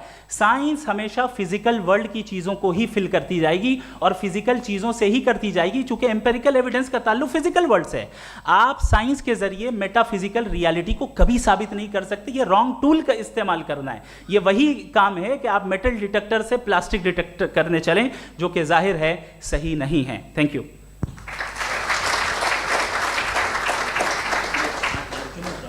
जी, ये आर्ग्यूमेंट का राउंड 2 है। हाँ। 7 मिनट है। पहले तो मैं आपसे अर्ज करूं कि आपने कहा कि जब कायनात ही नहीं थी तो वक्त भी नहीं था, कुछ भी नहीं था। कैसे नहीं था? खुदा था। एक एग्जिस्टेंस तो था ना खुदा का। तो जब खुदा था तो वक्त भी होगा। ऐसा नहीं है कि कुछ भी नहीं था, खुदा था। अच्छा, बाकी है कि आपने कहा साहब आप साबित कीजिए, आपके पास भी लॉजिक है, मेरे पास भी लॉजिक है। आप मेरा जिम्मेदारी नहीं है साबित करना कि खुदा है। बर्ट्रैंड रसेल ने एक बड़ी अच्छी बात कही। बर्ट्रैंड रसेल ने एक बड़ी अच्छी बात कही। मैं आपसे अगर ये दावा करूं कि एक चाय की केतली मरीख के चारों तरफ घूम रही है, मार्स के चारों तरफ, तो ये आपका काम नहीं है कि आप साबित करें कि कोई चाय की केतली नहीं है। ये मेरा काम है, मैंने दावा किया है। ये दावा तो मजहबी लोग करते हैं कि खुदा है। मैं क्यों साबित करूं कि नहीं है? जब तक आप मुझे कन्विंस नहीं कर देंगे मैं नहीं मानूंगा। आपकी जिम्मेदारी है, मेरी जिम्मेदारी नहीं है। दोयम ये कि ये जो आप कह रहे हैं, जो गैप्स हैं, ये गैप जब जब किसी मज़हब को चैलेंज करते हैं, जब ऐसा कोई बात आती है तो हंगामा हो जाता है कि जब वो चैलेंज करें किसी फेथ को। ये तमाम साइंस जो है इसे मुख्तलिफ जगहों पे मुख्तलिफ वक्तों में मज़हब ने रोकने की कोशिश की है। ये किताब है religion and science Bertrand Russell की, पढ़िएगा, अच्छी लगेगी आपको। तारीख़ ही है साइंस, मज़हब की साइंस से उसका यही रिश्ता है। अच्छा, अब ये हम सोचें कि बहरहाल ये वजूद जो है मज़हब और ये बिलीव इन गॉड इंसान को बेहतर बना देता है, तो एक काम कीजिए, हिंदुस्तान वर्ल्ड का नक्शा लीजिए और मार्क कीजिए कि रिलीजन कहाँ कहाँ ज़्यादा है, कहाँ कहाँ, चाहे वो लैटिन अमेरिका हो या मिडल ईस्ट हो या फार ईस्ट हो या हिंदुस्तान के वो इलाके जहाँ मजहबियत ज़्यादा है। रख दीजिए नक्शा अलग। अब दूसरा नक्शा कि कहाँ कहाँ नाइंसाफ़ी, रिप्रेशन, औरतों के हुकूक की पामाली, जुल्म, डिक्टेटरशिप कहाँ है, नक्शा एक ही होगा। तो आप मुझे बताएं कि जो इसका तरकीब इस्तेमाल क्या है, खुदा का तरकीब इस्तेमाल तो बताइए। आप छोटी सी दवा सड़क पे बेचते हैं, उसकी भी तरकीब इस्तेमाल बताते हैं। इसके इस्तेमाल से तो फ़ायदा नहीं हुआ किसी को। जो सारे के सारे ख़राब मुल्क हैं, ख़राब समाज है, वो सारे जुल्म खुदा के नाम पे करते हैं। वो गलत करते हैं, सही करते हैं, मुझे क्या लेना देना उससे। इस्तेमाल से मालूम होता ना। एक विस्की की बोतल कभी शायद देखी हो आपने, लाल रंग की होती है, उस पर रोशनी और छपड़ा इंतहाई खूबसूरत लगती है, क्या बिगाड़ रही है किसी का, उसका इस्तेमाल गलत है, इसलिए आप उसे नापसंद करते हैं। इसका इस्तेमाल गलत है, इस तसव्वुर का इस्तेमाल ही गलत है और हमेशा से गलत हुआ है। आप देख लीजिए, इंसानी तारीख देख लीजिए, आज देख लीजिए, हिंदुस्तान देखिए, दुनिया देख लीजिए क्या हो रहा है। इसे कैसे इस्तेमाल कर रहे हैं फेथ वाले लोग। क्या फेयर हैं, जस्ट हैं, जो अपने खुदाओं पे यकीन रखते हैं, वो किस तरह के लोग हैं? वो लोगों को इंसाफ देते हैं, वो बेहतर इंसान बने। तो इस दवा का फ़ायदा क्या है? चलो बहुत फ़ायदा हो रहा तो मैं इस्तेमाल कर लूँगा, मैं मुझे तो इस दवा का कोई फ़ायदा दिखता ही नहीं। मुझे तो ऐसा लगता, मैं एक और बात बताऊँ, अगर कोई आदमी मजहबी है और अच्छा आदमी है तो मैं उसकी बहुत इज्जत करता हूँ, इसलिए कि मेरा ख्याल है मजहबी आदमी का अच्छा होना मुझसे अच्छा होने से ज़्यादा मुश्किल है। भाई हर चीज़ की एक लिमिट है। आप इतना भाग सकते हैं, इतना नहीं भाग सकते, इतना वज़न उठा सकते, इतना नहीं उठा सकते, इतना दूर देख सकते हैं, इतना दूर नहीं देख सकते। उसी तरह कॉमन सेंस कहता है कि आप में नेकी का भी एक कोटा होगा। अब आप अगर सुबह जाते हैं अपनी इबादत गाह और इबादत करते हैं, तो बाहर निकलते हैं तो आप तो यही महसूस करते हैं कि आपने एक बहुत अच्छा काम किया, आपकी नेकी का एक बहुत बड़ा कोटा खर्च हो गया जिससे किसी का कोई फ़ायदा नहीं। मैं तो नहीं जाता हूँ तो मुझे तो किसी को खाना खिलाना पड़ेगा, किसी बेवा की मदद करनी पड़ेगी। मैं अपना कोटा कैसे कंज्यूम करूँ? आप अपना कोटा, सारे मजहबी लोग इंतहाई यूजलेस कामों में यूज़ करते हैं। उसके बाद भी अगर आप में बच्ची है थोड़ी सी शराफत, तो भाई वाह क्या बात है।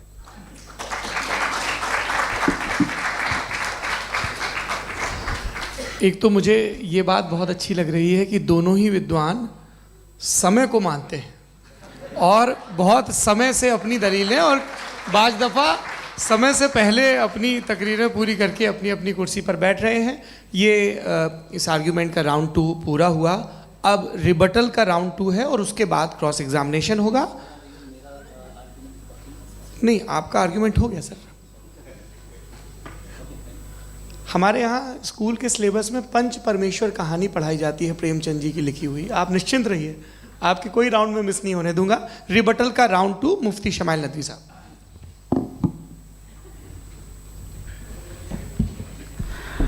असल में जो हकीकी प्रॉब्लम है, असल प्रॉब्लम है, वो ये है कि जावेद साहब के पास कॉन्सेप्ट ऑफ गॉड क्लियर नहीं है।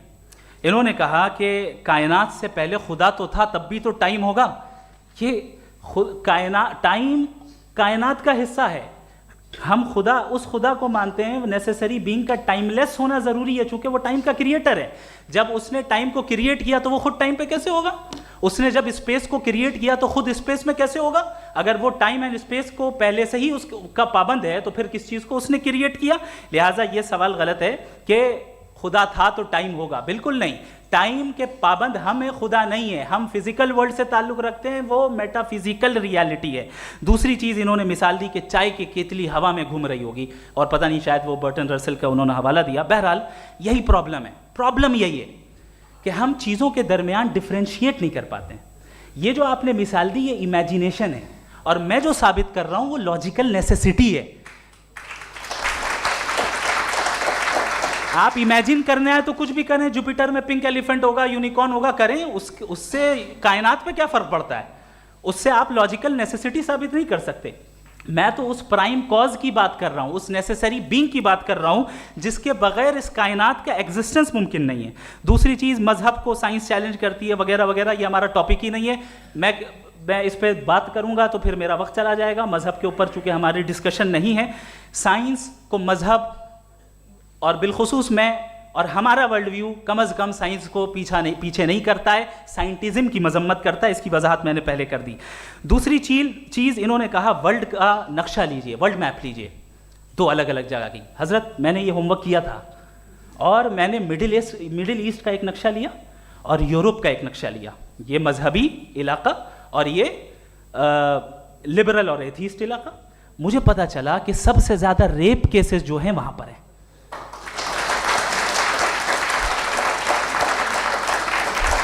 मुझे ये पता चला यूएन की रिपोर्ट के मुताबिक, मैं ये अपने घर से नहीं लेके आ रहा, कि जो वर्किंग वुमेन है यूरोपियन कंट्रीज में, उसमें 81% वुमेन सेक्सुअल हैरेसमेंट का वर्क में शुमार हो रही है। ये मिडिल ईस्ट में नहीं हो रहा है, वो मजहबी लोग हैं इसलिए नहीं हो रहा है। दूसरी चीज, आपने ये कहा कि मजहबी आदमी का अच्छा होना हमारे अच्छे होने से बहुत मुश्किल है, बहुत मुश्किल है। तो इसका मतलब यह है कि गॉड के अलावा आपके पास अच्छे और बुरे का कोई स्टैंडर्ड है। मैं चाहूंगा कि कन्वर्सेशनल स्टाइल वाली डिस्कशन और सेगमेंट पे इसी पे बात कर लेते हैं। Thank you very much.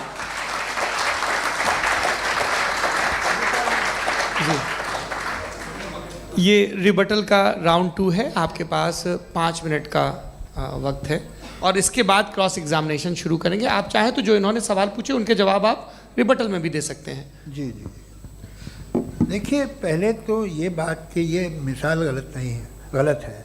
इन्होंने पहले ही हमको डिसार्म कर दिया, कह लिया अकल से मामला सॉल्व नहीं हो सकता, लॉजिक से आप पहुंच नहीं सकते। ये एक मेटाफिजिकल चीज़ है। मेटाफिजिकल अजीब सा लफ्ज़ है, ठीक से किसी को माने नहीं मालूम इसके, तो ऐसा लगता है कुछ बड़ी चीज़ है। अरे भाई क्या होता है मेटाफिजिकल, बताओ, खड़ी हो। ये एक लफ्ज़ है जो कहीं भी इस्तेमाल हो जाता है। जब आप एक बात कर रहे हैं और आप मुझसे बहस कर रहे हैं तो मुझे मेटाफिजिकल मत बताइए, आप लॉजिकली मुझे प्रूव किए। और अगर लॉजिकली आप नहीं बात करते साहब ये मेटाफिजिकल है, तो फिर हम आप बात क्या कर रहे हैं? मेरा आपका किस ज़बान में कॉन्वर्सेशन होगा? और ये कहना कि वक्त पहले नहीं था, तो फिर क्यों कहते हैं ये हमेशा से और हमेशा रहेगा? हमेशा वक्त है, तो आप कैसे कहते हैं वो हमेशा से है और हमेशा रहेगा? हमेशा का मतलब है कोई वक्त, अगर वक्त ही नहीं है तो हमेशा कैसे? बाहर वो रहेगा। अब मैं ये देखता हूँ, आपने कहा ना कि वहाँ रेप ज़्यादा होते हैं, तो हम एक बात देखते हैं कि दुनिया जिस पे वो कादर मुतलक है, जिसकी मर्ज़ी के बगैर पत्ता भी नहीं हिलता, ओमनीपोटेंट है, ये दुनिया चल कैसे रही है? और इस दुनिया का हाल क्या है? 45,000 बच्चे जो 10 साल की उम्र से कम थे वो गाजा में मरे। भूख से काला हांडी में बच्चे मरते हैं और डिप्थेरिया से मरते हैं। डिप्थेरिया अजीब मर्ज है, गले में जाली बनना शुरू होती है, बच्चा नीला हो जाता है, गरीब का बच्चा, इसलिए कोई उपास इलाज नहीं। ये कादर मुतलक है, जो चाहे कर दे। इससे आप दुआएं मांगते हैं हमारी ये काम कर दे वो कर दे, तो इसका मतलब डे टू डे लाइफ में वो इंटरफेयर करता है और ये देख रहा है वो। अगर वो वाकई भी है फॉर डिस्कशन सेक, तो मैं जब दुनिया देखता हूँ तो मेरे दिल में उसके लिए कोई इज्जत नहीं पैदा होती।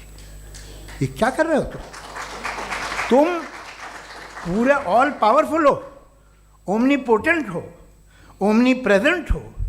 तुम तो वहाँ गाजा में रहे होगे ना, तुम हर जगह हो। तुम देख रहे थे कि बच्चे की कैसे धज्जियाँ उड़ रही, तुम देख रहे थे, और तुम चाहते हो मैं तुम्हारी परस्तिश करूँगा, तुम हो भी। अरे यार, इसके अच्छे तो हमारे चीफ प्राइम मिनिस्टर हैं, कुछ तो ख्याल करते हैं। कमाल है। आप किसकी इबादत कर रहे हैं? अगर वो है भी, ये दुनिया नाइंसाफी से, जुल्म से, जबर से, तशद्दुद से भरी हुई। और आप ये मत कहिएगा कि वो देख रहा है और वो बताएगा एक दिन। अगर वो देख रहा है और इंटरफेयर नहीं करता तो आप दुआ क्यों मांगते? आप कहते हैं मेरा ये काम करा दे, इसके मतलब है वो दखल दे सकता है, वो आपको नौकरी दिलवा सकता है, भले दूसरे आदमी को न मिले, मगर आपका काम कर देगा चूंकि आपने दुआ मांगी है। तो जब वो आपको नौकरी दिला सकता है, लड़की की शादी कर सकता है, बेटे को ग्रीन कार्ड दिलवा सकता है, तो कम से कम ये जो मर रहे हैं बच्चे, इनको रोक दे, कुछ तो करे। मुझे तो दुनिया में, इस दुनिया का कोई मालिक है, इसका ओमनीपोटेंट कोई रूलर है, और ये दुनिया ऐसी चल रही है। मैं तो चाहूँगा कि भाई ना हो, अगर हो तो बड़ी शर्मिंदगी की बात है। शुक्रिया।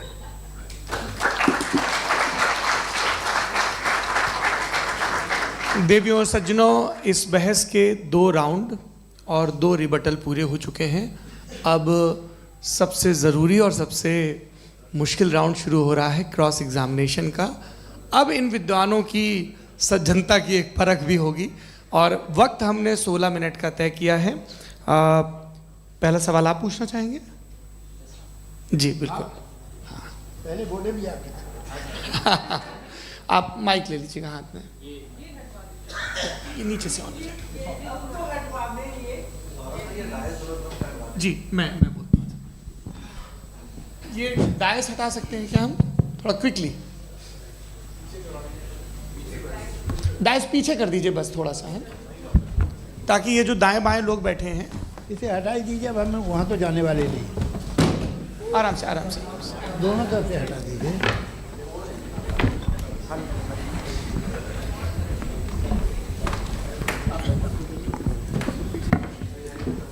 इस बीच आप लोग भी अपने अपने सवाल तैयार कर लें।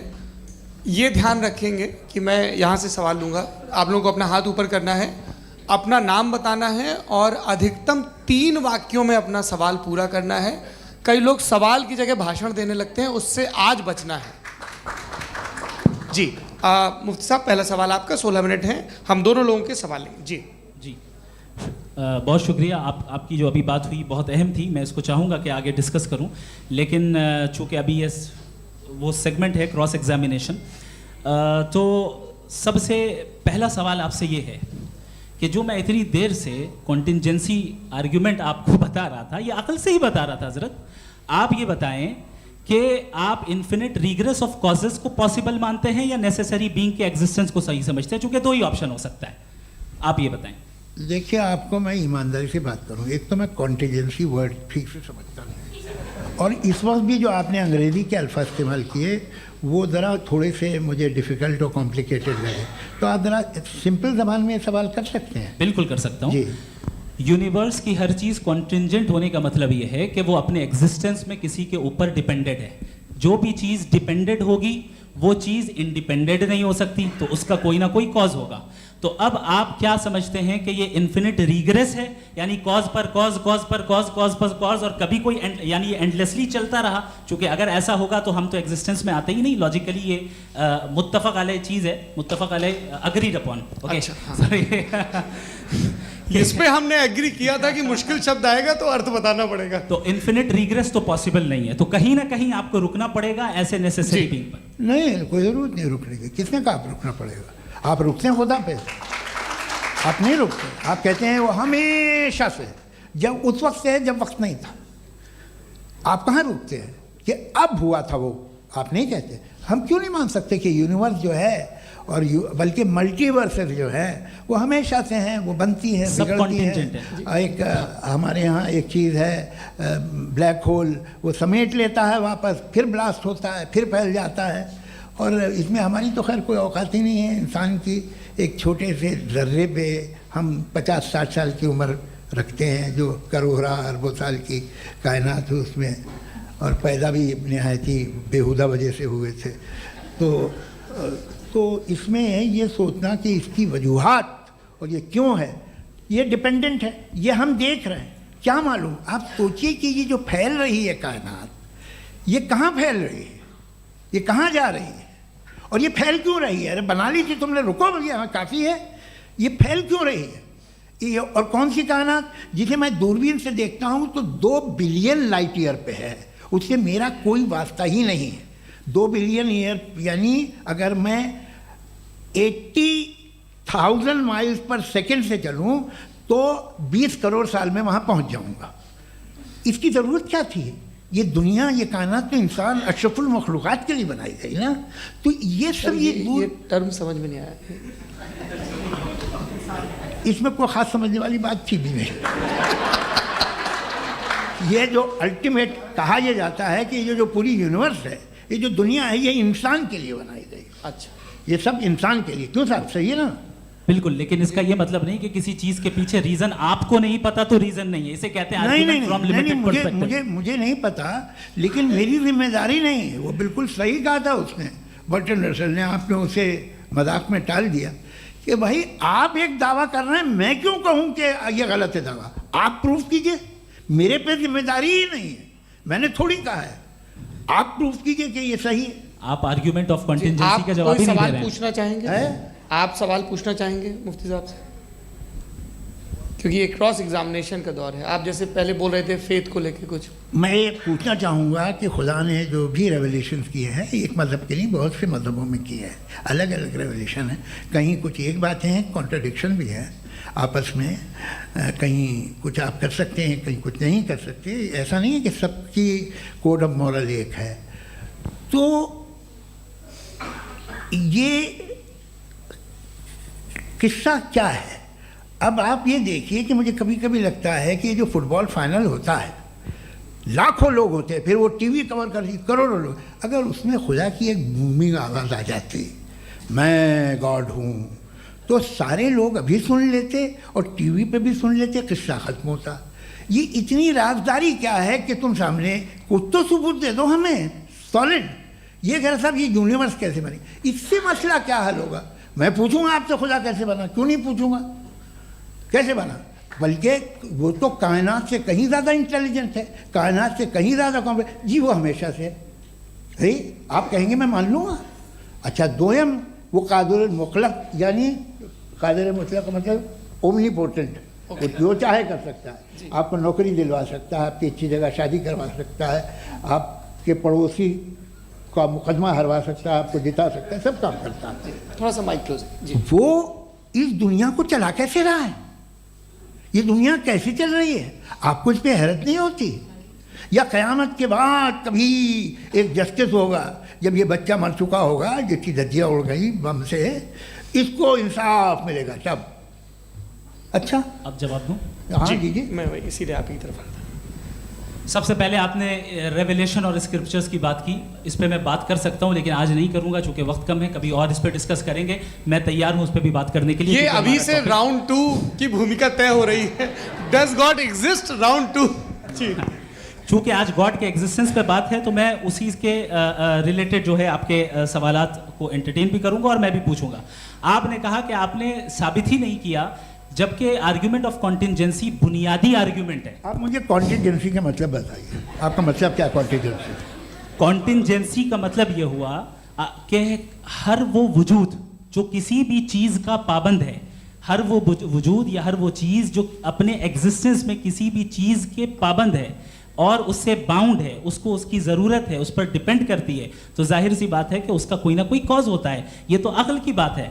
ये आप रीजनिंग की बात करते हैं, मैं वही कर रहा हूँ। दूसरी चीज़ आपने ये बात कही कि इतने बिलियन लाइट ईयर्स दूर है, उसका मेरा क्या लेना देना। फिर मेरे ख्याल से आपको ये नहीं कहना चाहिए I think therefore I am an atheist. आपको सोचना चाहिए। सिर्फ आप एक लिमिटेड दायरे में रहकर नहीं सोचें, बल्कि बाहर निकल कर सोचें। आपने तीसरा सवाल किया, आपने 2-3 सवाल एक साथ। ऐसी बातें ना कीजिए, कुछ लोगों को इतराज़ हो जाएगा आप पे कि आप कुछ भी सोचिए। ये इजाज़त आपको है नहीं, मुझे है।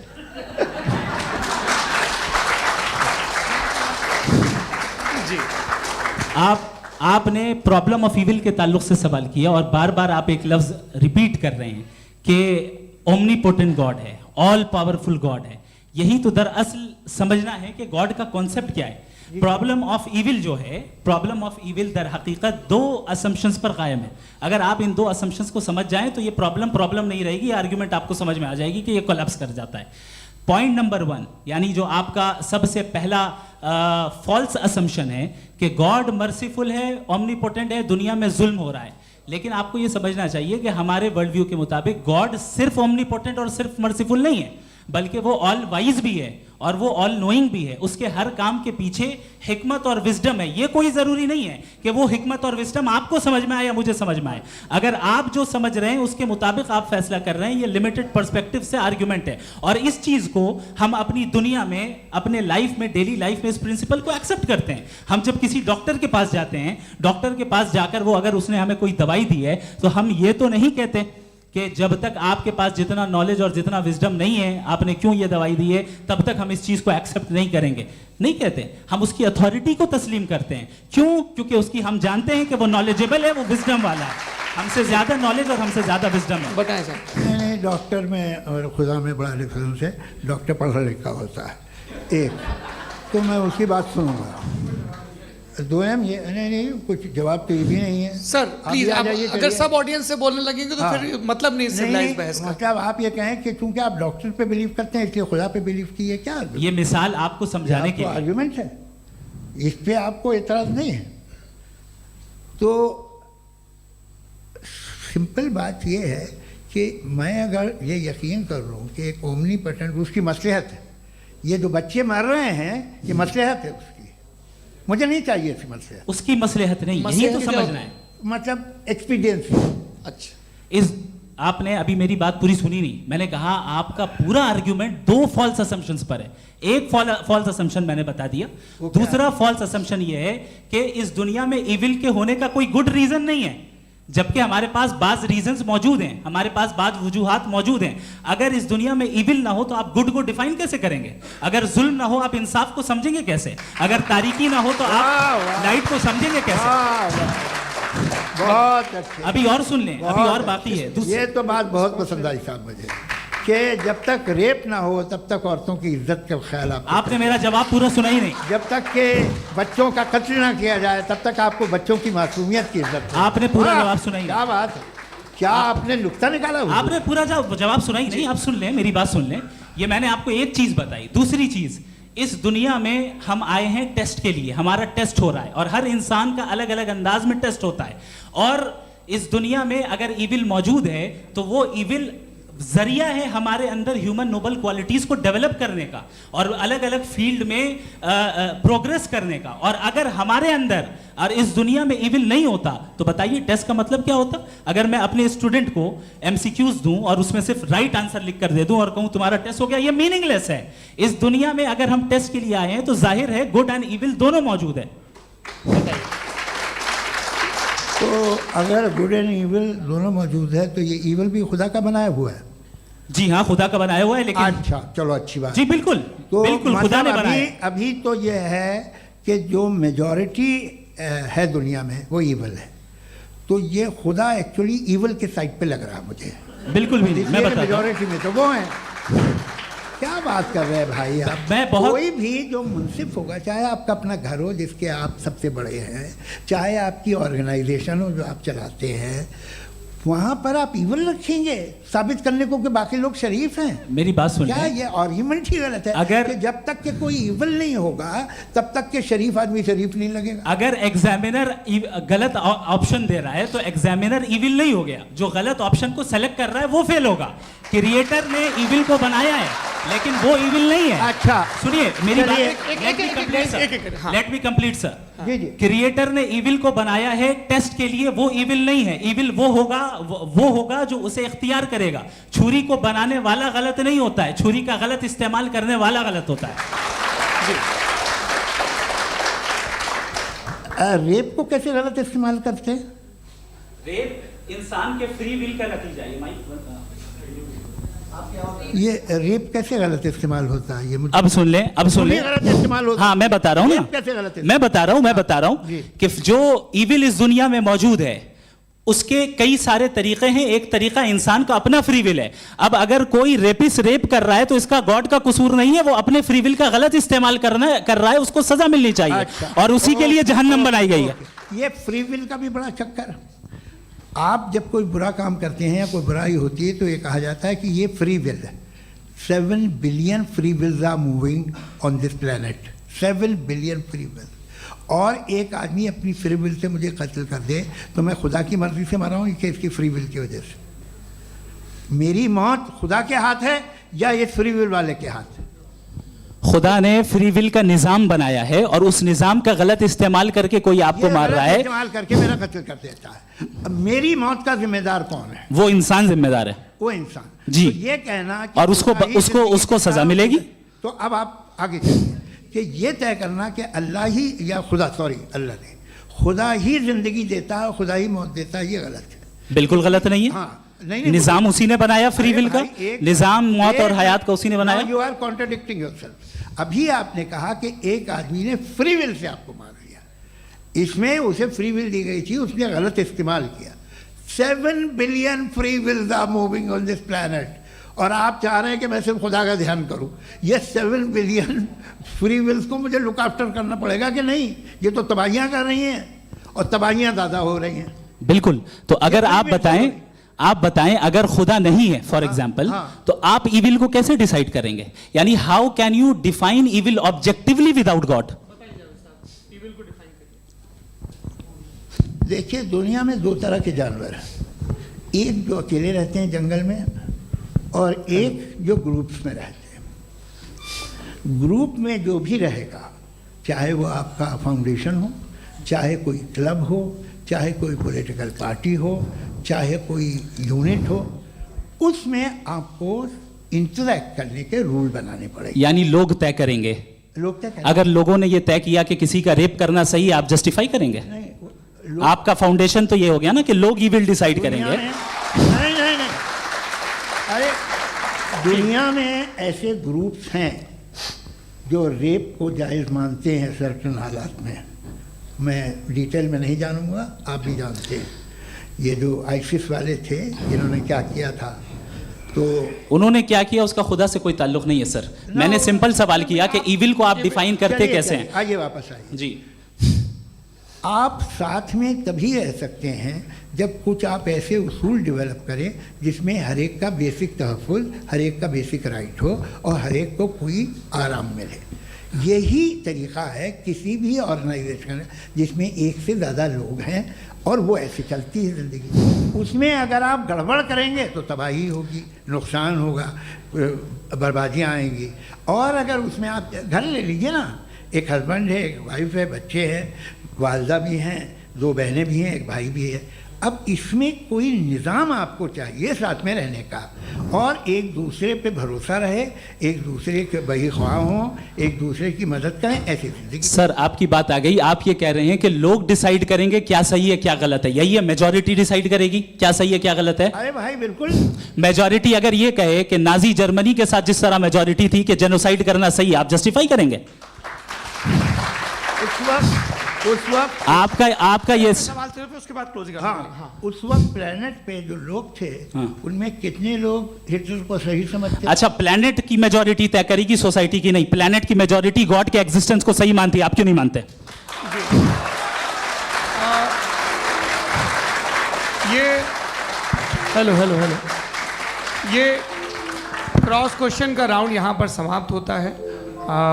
और ये बड़ा अच्छा है कि इस तरह से फ्रेगमेंट कर दिया गया है ताकि जो मरकरी ऊपर जा रहा है नीचे जवाब दे दूं जी। प्लेनेट की ज़्यादातर मेजॉरिटी कुछ दूसरे मजहबों के खुदा को मानती है। आप उन्हें क्यों नहीं? आप तो मेजॉरिटी की बात कर रहे हैं। अच्छा, ये क्लोजिंग आप ये कह रहे हैं इविल और गुड को डिसाइड मेजॉरिटी करेगी। मेजॉरिटी जो कर दे वो सही हो जाएगा। क्लोजिंग इसको जैसा आप ही लोगों ने तय किया है उसी फॉर्मेट को फॉलो कर लेते हैं। हाँ भाई, मैंने तो भले लोगों पे एतबार किया और तब मॉडरेशन तय किया। जी, आपके पास 5 मिनट का वक्त है, क्लोजिंग आर्ग्यूमेंट है, उसके बाद हम ऑडियंस से क्वेश्चन आंसर लेंगे जावेद साहब की क्लोजिंग आर्ग्यूमेंट के बाद। ओके, बहुत शुक्रिया। जी। हमारा जो टॉपिक है डज गॉड एग्जिस्ट, मैं इस पे इतने एकेडमिक तैयारी करके आया था, मुझे था कि मैंने सोचा था कि कई सारे मैं आर्ग्यूमेंट्स दूंगा, लेकिन वक्त की भी किल्लत और जावेद साहब बार बार इधर उधर चले जा रहे थे तो उसको भी थोड़ा एंटरटेन करना पड़ गया। डज गॉड एग्जिस्ट पे मैं एक ही आर्ग्यूमेंट दे पाया। आर्ग्यूमेंट्स बहुत हैं और डेफिनेटिव आर्ग्यूमेंट्स हैं, और मेरे आर्ग्यूमेंट को किसी एक राउंड में भी इन्होंने एंटरटेन नहीं किया और रेफ्यूट नहीं किया, एक राउंड में भी नहीं, एक राउंड में भी नहीं। और ना ही अभी अभी आपका क्लोजिंग आर्गुमेंट आएगा नहीं, वो उसमें। बता देना। Argument of contingency sir. अरे मैं आपसे कई बार कह चुका हूँ कंटीजेंसी का मतलब अब मैं कैसे सर, समझाऊं please, आपको? please, आपस में, हाँ, आप और please, कितने please, आसानी से समझाऊं मैं, मुझे तो नहीं समझ में आ रहा है। बस आप अपनी- sir, argument sir, of contingency Urdu में बोल सकते हैं। हाँ, आप अपनी बात पूरी कर लें जी। आखिरी 4 मिनट। दूसरी चीज, just a minute please ma'am, can I talk? दूसरी चीज ये है कि आपने एक तो इसका जवाब नहीं दिया, दूसरा आपने गॉड के ना होने पर कोई डेफिनेटिव आर्ग्यूमेंट नहीं दिया, सिर्फ मजहब पे बात कर रहे हैं आप। मजहब तो आज हमारा टॉपिक ही नहीं था। आज तो हमारा टॉपिक हो, आप मजहब से ले लेकर आईएस तक चले गए। भाई हमारा क्या ताल्लुक है उससे? We condemn them. और उसका गॉड से क्या ताल्लुक है? अगर कोई गलत काम कर रहा है, किसी ने किसी को कत्ल किया, किसी ने किसी का रेप किया, उसको सजा मिलनी चाहिए। और आपके पास कोई भी rational strong foundation of morality नहीं है। आपने कहा कि मेजॉरिटी तय करेगी सोसाइटी की, वो सही होगा। मैंने कहा हिटलर को फिर आप सही कहेंगे, नहीं नहीं नहीं नहीं, प्लैनेट की सोसाइटी की मेजॉरिटी तय करेगी। तो प्लैनेट की मेजॉरिटी गॉड के एग्जिस्टेंस को मानती है, आप कह रहे हैं ये रिलीजियस है।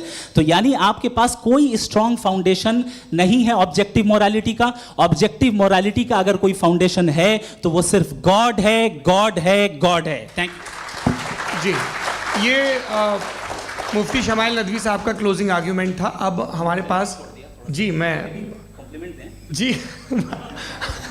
ये बड़ा अच्छा है कि दोनों लोगों को मॉडरेटर से शिकायत भी और बोल रहे भाई हमारी शाबाशी भी तो करते चलो।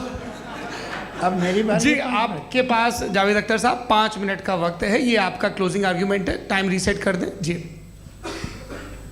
देखिए, बहुत सारी बातें हैं। गॉड का डेफिनेशन दुनिया के किसी भी रिलीजन में है कि वो ओमनीपोटेंट है, ओमनीप्रेजेंट है, he is just, he is kind, he loves you and so on.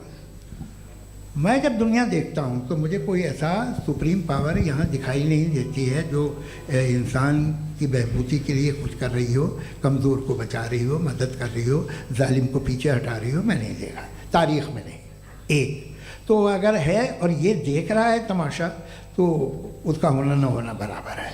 दोयम ये कि ये जो है, जब आप ये कहते हैं कि कायनात जिसकी कंटीजेंसी है, मैं देखिए वो लफ्ज़ इस्तेमाल किया मैं, तो ये कैसे हो सकती है भाई? और फ़ौरन आप सरेंडर कर देते हैं कि जाहिर है कि इसका बनाने वाला तो इससे 10,000 गुना था कॉम्प्लिकेटेड होगा। उस पर आपके होने पे कोई इतराज़ नहीं है। उसे वो टाइमलेस है, वो पहले से था, टाइम तो बहुत बाद में आया। ये सब आप मानने को तैयार है जिसका आपके पास कोई सबूत नहीं, आपके पास कोई रीज़न नहीं है। आपकी तारीख क्या है मज़हब होगी?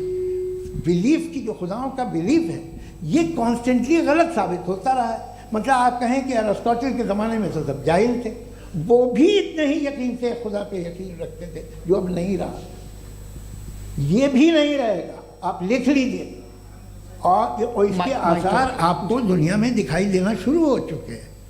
ये बहस क्या आज से 100 साल पहले इस तरह हो सकती थी? यहाँ तक तो आपको हम ले आए हैं। तो सर अरे इनको मदद की ज़रूरत नहीं भाई, ये सेल्फ सफिशिएंट आदमी है, आप क्यों इनकी मदद कर रहे हैं? सर प्लीज़ तो ये जो है तमाम बातें अपनी जगह हैं। ये एक पैकेज है। आप अकेले, कोई आदमी ऐसा नहीं जो सिर्फ गॉड को मानता हो, उसके साथ बहुत पैराफर्नेलिया आता है, अलग अलग पैराफर्नेलिया आते हैं। They are only, they have always created chaos in the society. मैं तो आपको सीधा ऑफर देता हूँ कि दुनिया में 10 इम्पॉर्टेंट बिलीव्स हैं। आप एक मानते हैं, 9 नहीं मानते, 9 में आप एथियस्ट हैं, 9 को आप बिल्कुल रीजनेबली मेरी तरह देखते हैं। तो 90 मजहबी आदमी भी 90% एथियस्ट है, वो दूसरे खुदा नहीं मानता, एक खुदा मानता है अपना वाला, बाकियों को कहता है गलत है। अगर आप मानना ही बंद कर दें तो आपका 10% चांस है कि आप सही हैं और 90% चांस है कि आप गलत हैं। मेरा मशवरा है, आप मानना छोड़ दिए तो 50% चांस होगा कि आप सही हैं और 50% चांस होगा, 40% आप गेन करेंगे बाय बिकमिंग एन एथीस्ट।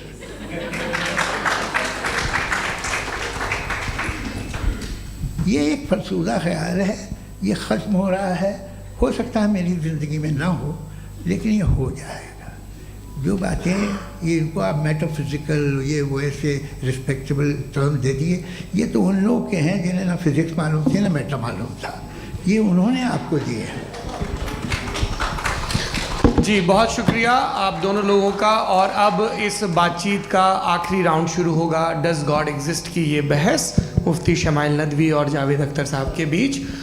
आप लोग अपने अपने हाथ ऊपर करेंगे, मैं यहाँ से तय करूँगा। और माइक हमारे पास है क्या? एक ही माइक है ऑडियंस के लिए? 2 माइक है, एक इस तरफ एक इस तरफ, ठीक है। तो जी सबसे पहले हमारी सहयोगी हैं मारिया शकील जी, पूछिए सवाल। थोड़ा सा रुकेंगे ताकि कैमरे का फ्रेम आप पर आ जाए, आपकी तो प्रैक्टिस है टीवी की। जी नदवी साहब, मैं खुदा को मानती हूँ, पहले मैं इसी प्रमाइस से शुरू कर रही हूँ और ये बता रही हूँ आपको, मैं मानती हूँ। लेकिन कुछ सवाल हैं जो जावेद साहब ने उठाया, उसका जवाब आपको देना चाहिए। पहला सवाल ये कि गज़ा में सालों से छोटे बच्चे मर रहे हैं, वो उनको अगर खुदा मर्सीफुल है, हम मानते हैं कि अल्लाह ताला में बहुत ताकत है, तो वो बच्चे क्यों मर रहे हैं? दूसरी बात ये कि अगर कंटिजेंसी की जो आप बात करते हैं, पूरे मुस्लिम ममालिक मिल करके भी उन गज़ा के बच्चों को क्यों नहीं बचा पा रहे हैं? क्योंकि अगर वो चाहते, क्योंकि अल्लाह ताला उन पर हुकूमत करते हैं, सब पर हुकूमत करते हैं, तो वो उनको क्यों नहीं बचा? जी थैंक यू वेरी मच। बहुत अच्छा किया आपने इस चीज़ को जिक्र कर दिया, मैं इसको और अच्छे से एक्सप्लेन करने की कोशिश करता हूँ। देखें, जहाँ तक आपने कहा कि गज़ा के बच्चों को मारा जा रहा है, देखें 2 वर्ल्ड व्यू है, एक एथीस्टिक वर्ल्ड व्यू, एक थीस्टिक वर्ल्ड व्यू है। बच्चे मर रहे हैं दोनों वर्ल्ड व्यू में, लेकिन हमारा वर्ल्ड व्यू कह रहा है कि रिकॉम्पेंस है, ये कह रहे हैं कि उनका मरना बेकार जाने वाला है, कोई उसका रिकॉम्पेंस नहीं है, चूँकि इनके यहाँ आखिरत और अल्लाह का कोई तसव्वुर या गॉड का कोई तसव्वुर नहीं है। आपने ये सवाल किया कि गॉड मर्सीफुल है, क्यों नहीं रोकता? ये मैंने बताया कि ये मिसकंसेप्शन है लोगों के दरमियान कि गॉड को सिर्फ मर्सीफुल और ओमनीपोटेंट समझते हैं। गॉड के सिर्फ यही 2 एट्रीब्यूट्स नहीं हैं, गॉड के कई सारे एट्रीब्यूट्स हैं, उनमें से अल हकीम भी है, उनमें से ऑल वाइज भी है, ऑल नोइंग भी है। लिहाजा अगर इस दुनिया में किसी को तकलीफ आ रही है और गॉड उसको नहीं रोक रहा है, वो इसलिए नहीं रोक रहा है चूंकि इंसानों को फ्री विल दिया गया है। ठीक इसी तरीके से अगर एक डॉक्टर किसी छोटे बच्चे को इंजेक्शन लगा रहा है, उसे तकलीफ पहुंच रही है, उसके लिमिटेड पर्सपेक्टिव के एतबार से ये गलत हो रहा है और डॉक्टर बुरा है। लेकिन जब आप ब्रॉडर पिक्चर को देखेंगी, आपके और हमारे पास सिर्फ एक पिक्सल है, हमें इतना नजर आ रहा है कि गज़ा में कत्ल हो रहा है, लेकिन इसके पीछे कितना रिकॉम्पेंस उनको मिलने वाला है, पूरा पिक्चर गॉड के पास है। तो एक पिक्सल से आप पूरे पिक्चर को कभी भी जज नहीं कर सकती। आप इसमें कुछ जोड़ना चाहेंगे? आपको कुछ बोलना है इसमें?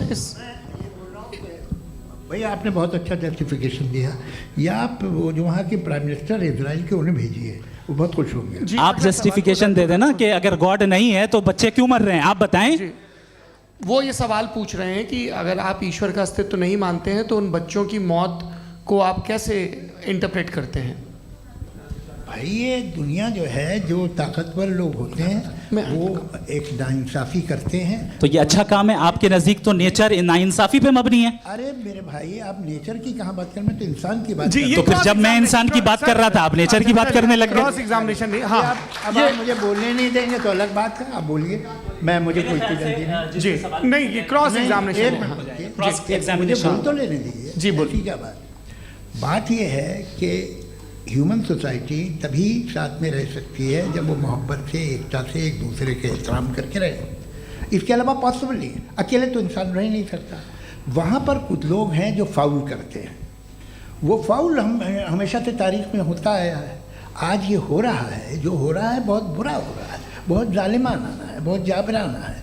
उसको आप कहें कि ये बच्चों को कॉम्पनसेशन मिल जाएगा या इसकी इंजेक्शन है, इंजेक्शन तो हेल्थ के लिए दिया जाता है।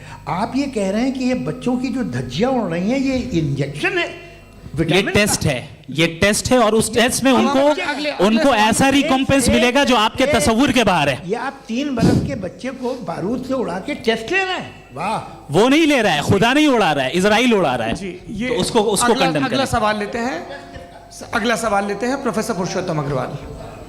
मुफ्ती साहब, एक निवेदन आपसे है कि कम से कम थोड़ा सा माइक क्लोज एक रिलीजियस और फिलोसफिकल कर रहे मैम प्लीज।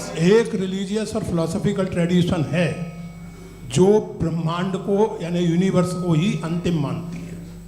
सर्वम खलु इदम ब्रह्मम, this is Chandogya Upanishad, and it completely rules out the existence और नेसेसिटी, आपके शब्दों में नेसेसिटी ऑफ अ क्रिएटर।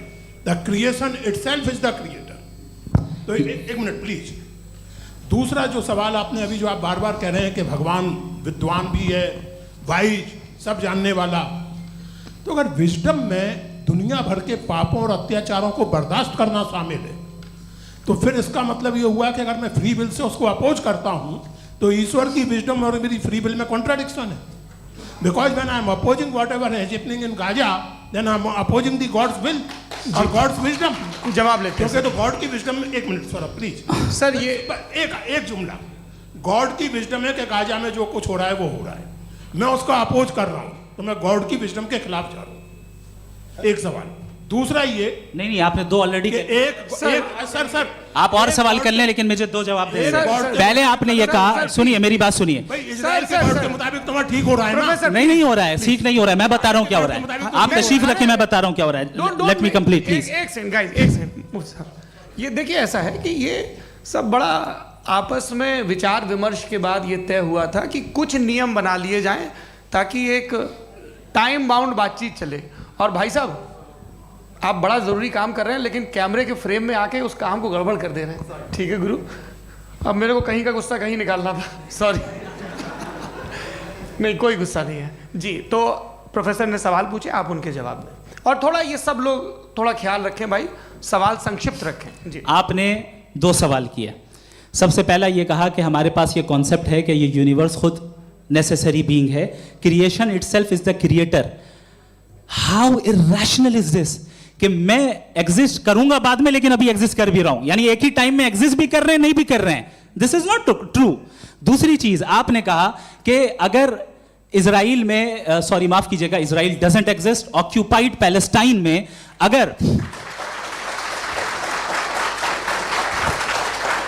अगर ऑक्यूपाइड पैलेस्टाइन में बच्चों को मारा जा रहा है फ्री विल की वजह से और गॉड नहीं रोक रहा, ये कॉन्ट्रडिक्शन है। ये बताइए कि एक एग्जाम में एक बच्चा गलत आंसर लिख रहा है, सुनिए, एग्जामिनर चाहे तो रोक सकता है, क्यों नहीं रोक रहा है?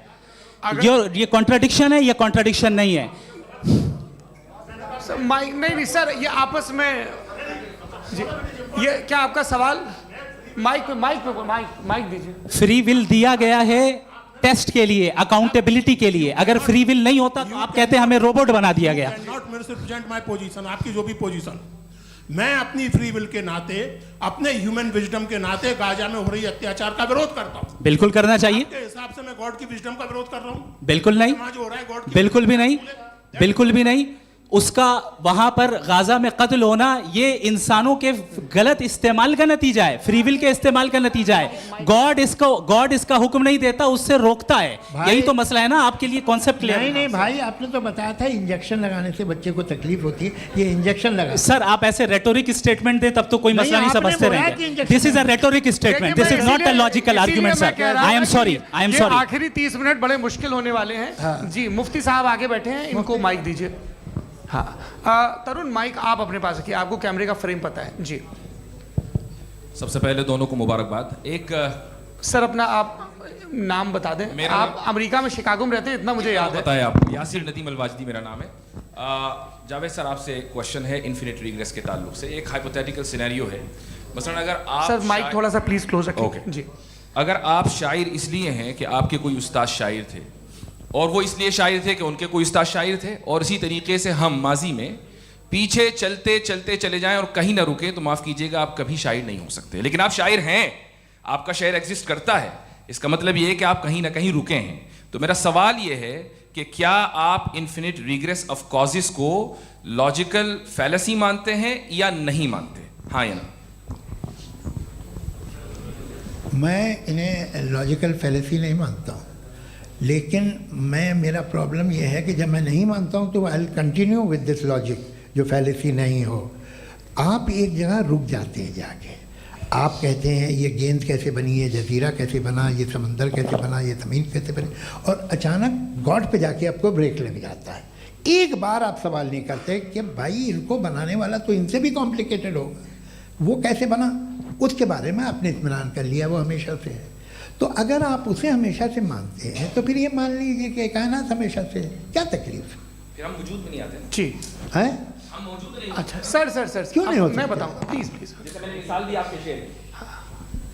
आपका शेर कभी वजूद में ना आता अगर शायर इसी तरह चलते रहते हमेशा। जी माइक मेरे ख्याल से एक सेकंड, इन्फिनिट रिग्रेस का कॉन्सेप्ट क्लियर नहीं हो जी। पाया, ऐसे रहने दें, लेट्स मूव ऑन सर। ठीक है। हाँ, थोड़ा सा मॉडरेटर का भी ख्याल रखें। नहीं आपने तो रखा है, आपने रखा है। यहाँ पे गौहर रजा साहब हैं, वो भी एक सवाल पूछना चाहते हैं। माइक यहाँ नीचे से ऑन कर दिए, नीचे। पहले तो ये कह दूं कि मैं उन बच्चों से शर्मिंदा हूं जिनको गज़ा में कत्ल किया गया, क्योंकि हमारे होते हुए कत्ल किया गया। लेकिन उससे ज़्यादा शर्मिंदगी इस बात से हुई कि मुझे लगा कि मुफ्ती साहब उसको जस्टिफाई कर रहे हैं। बिल्कुल भी नहीं, आप बहुत ही गलत मुझे बात लगा कह मैं गलत हो सकता हूं। बिल्कुल गलत मैं है। सवाल पूछ रहा हूं। सवाल मैं देखिए, सवाल अगर पूछ रहा हूं। एक सेकंड, मैं जावेद भाई गौर से साहब, एक डिसएग्री सेकंड, गौर करता साहब, हूं। एक सेकंड। देखिए अगर देखिए ऐसा, एक सेकंड आप सर वेट अरे आप कुछ मेरे पहले मुझे अपनी बात कह लेने दीजिए। अगर ऑडियंस तय करेगी तो फिर मॉडरेटर का मतलब नहीं। मेरा आप सबसे ये कहना है, ये बहस दो लोगों के बीच में है, एक तरफ मुफ्ती साहब, एक तरफ जावेद साहब। पिछले 1.5 घंटे से ये लोग अपने अपने तर्क रख रहे हैं। आपकी इनसे इत्तेफाकी हो सकती है, ना इत्तेफाकी हो सकती है। मेरे उस्ताद मुझे सिखा गए हैं कि मुखामुखम में असहमति की गुंजाइश बची रहनी चाहिए।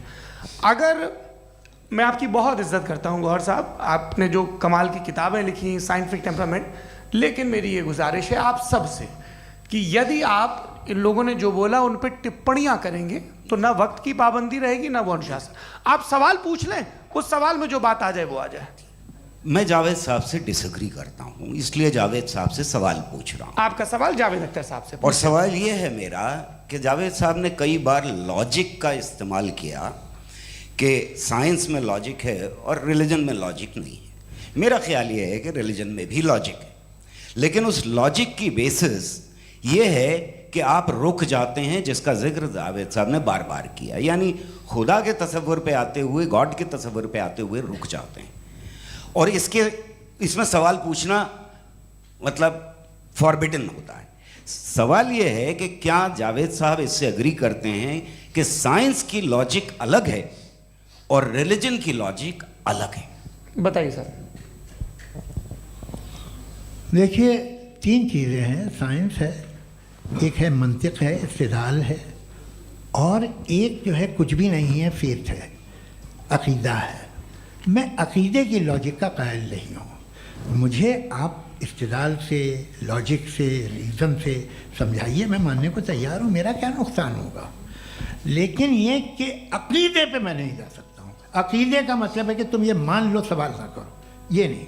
आप सारी बातें करके, बड़ी साइंटिफिक बातें करके एक जगह जाके खुदा के वजूद पे रुक जाते हैं, सरेंडर कर देते हैं। मैं सरेंडर करने को तैयार नहीं। That's all. जी, ये आगे सर बैठे हुए हैं, इनको माइक दीजिए। भाई वो आप पूछना चाह रहे थे ना भाई? हाँ, नहीं मैं ये थैंक यू। जी, आपका नाम? आसिम इफ्तिखार। आसिम जी, पूछिए। सर, जावेद सर से सवाल है कि आपने अपने माइक थोड़ा करीब रखिए। अपने क्लोजिंग स्टेटमेंट में बात कही थी कि मज़हब का जो फ्यूचर है वो ज़्यादा दिन नहीं जाने वाला है, लेकिन मैं देख पा रहा हूँ कि जो ऑक्सफोर्ड यूनिवर्सिटी की एक स्टडी है 2011 में हुई है, जिसके 50 एकेडमिशियंस ने इसको अंजाम दिया था, उसमें वो ये कहते हैं कि जो फेथ इन गॉड है वो इनबिल्ट है ह्यूमन नेचर के अंदर, जिसको हम कहते हैं फितरत के अंदर शामिल है वो। और वो ये कहते हैं कि अगर कोई ये समझता है कि मज़हब को वो ख़त्म कर देगा तो ये उसकी गलत फहमी है। तो आप इसके बारे में, इस स्टडीज़ के बारे में क्या कहते हैं? ठीक है, मैं उनसे एग्री नहीं करता हूँ। वो कौन से प्रोफेसर होंगे, ऐसा उनके क्या पास डेटा है, इन्होंने डेटा के बेस होगा। डेटा क्या हो सकता है? फ्यूचर का डेटा तो नहीं हो सकता ना उनके पास। प्रेजेंट का डेटा हो सकता है। डेटा आपने सुना 100 साल पहले का बाद का डेटा, मैंने तो नहीं सुना आज तक। तो आज उनकी ये राय है और होगी राय, ठीक है। दुनिया में तरह तरह की राय है लोग, लेकिन मैं समझता हूँ कि वक्त के साथ इंसान ज़्यादा से ज़्यादा रीज़नेबल और लॉजिकल होता जा रहा है। आज आप देखिए वेस्टर्न यूरोप में क्या परसेंटेज है नॉन बिलीवर्स की, बहुत हाई। वहाँ चर्च खाली पड़े होते हैं। तो अल्टीमेटली तो इंसान कोई ऐसी बात बहुत अरसे तक नहीं मान सकेगा, चाहे गलत या सही, जो उसे उसके दिमाग को, उसके जहन को, उसके लॉजिक को अपील न करे। वो कह रहे हैं तो ऑक्सफोर्ड के होंगे तो कैम्ब्रिज के होंगे, तो मुझे क्या लेना देना। उनका डेटा मुस्तकबिल का नहीं हो सकता है। जी दीपक, हाँ पूछे। मैं आऊँगा अभी, पीछे की साइड भी आऊँगा, माइक वहीं भेजूंगा 2-3 साल के लिए। जी जावेद साहब, आपसे सवाल है। नमस्ते।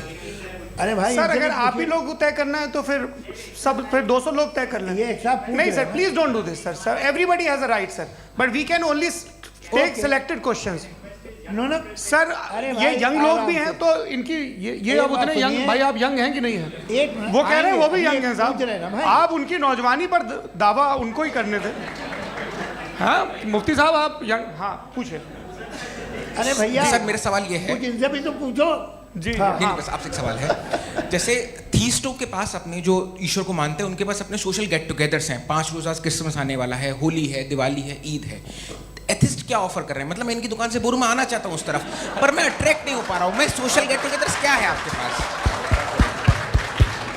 वो ये कह रहे हैं कि जो धार्मिक लोग हैं, अलग अलग धर्म के लोग, उनके उत्सव त्योहार, हाँ, कॉन्ग्रीगेशन बड़ी अच्छी बहुत बात। हैं। अब आपको मैं एक सुनाता हूँ, यहाँ हिस्टोरियन भी बैठे हैं। मृदुला जी आप बताइएगा सही है कि नहीं। ये एक कॉन्स्टेंटाइन, एक ग्रीक रोमन बादशाह था जो क्रिश्चियनिटी आने के 400 साल बाद उसने डिसाइड किया कि मैं क्रिश्चियन हो जाऊंगा, मेरी पूरी स्टेट कैंसिल हो जाएगी। उस ज़माने में ऐसे ही होता था, राजा जो धर्म इख्तियार करता था वो जनता भी कर लेती थी।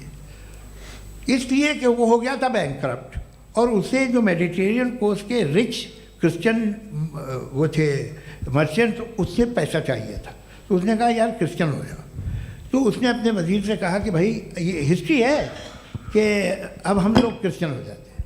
पहले सर हो जाएंगे, कोई प्रॉब्लम नहीं है, लेकिन एक प्रॉब्लम ये है कि 17 दिसंबर से 25 दिसंबर तक जो पेगन फेस्टिवल होता, जो पेगन जो फेस्टिवल होता है वो बंद हो जाएगा, इसलिए कि हम क्रिश्चियन हो गए तो होगा नहीं।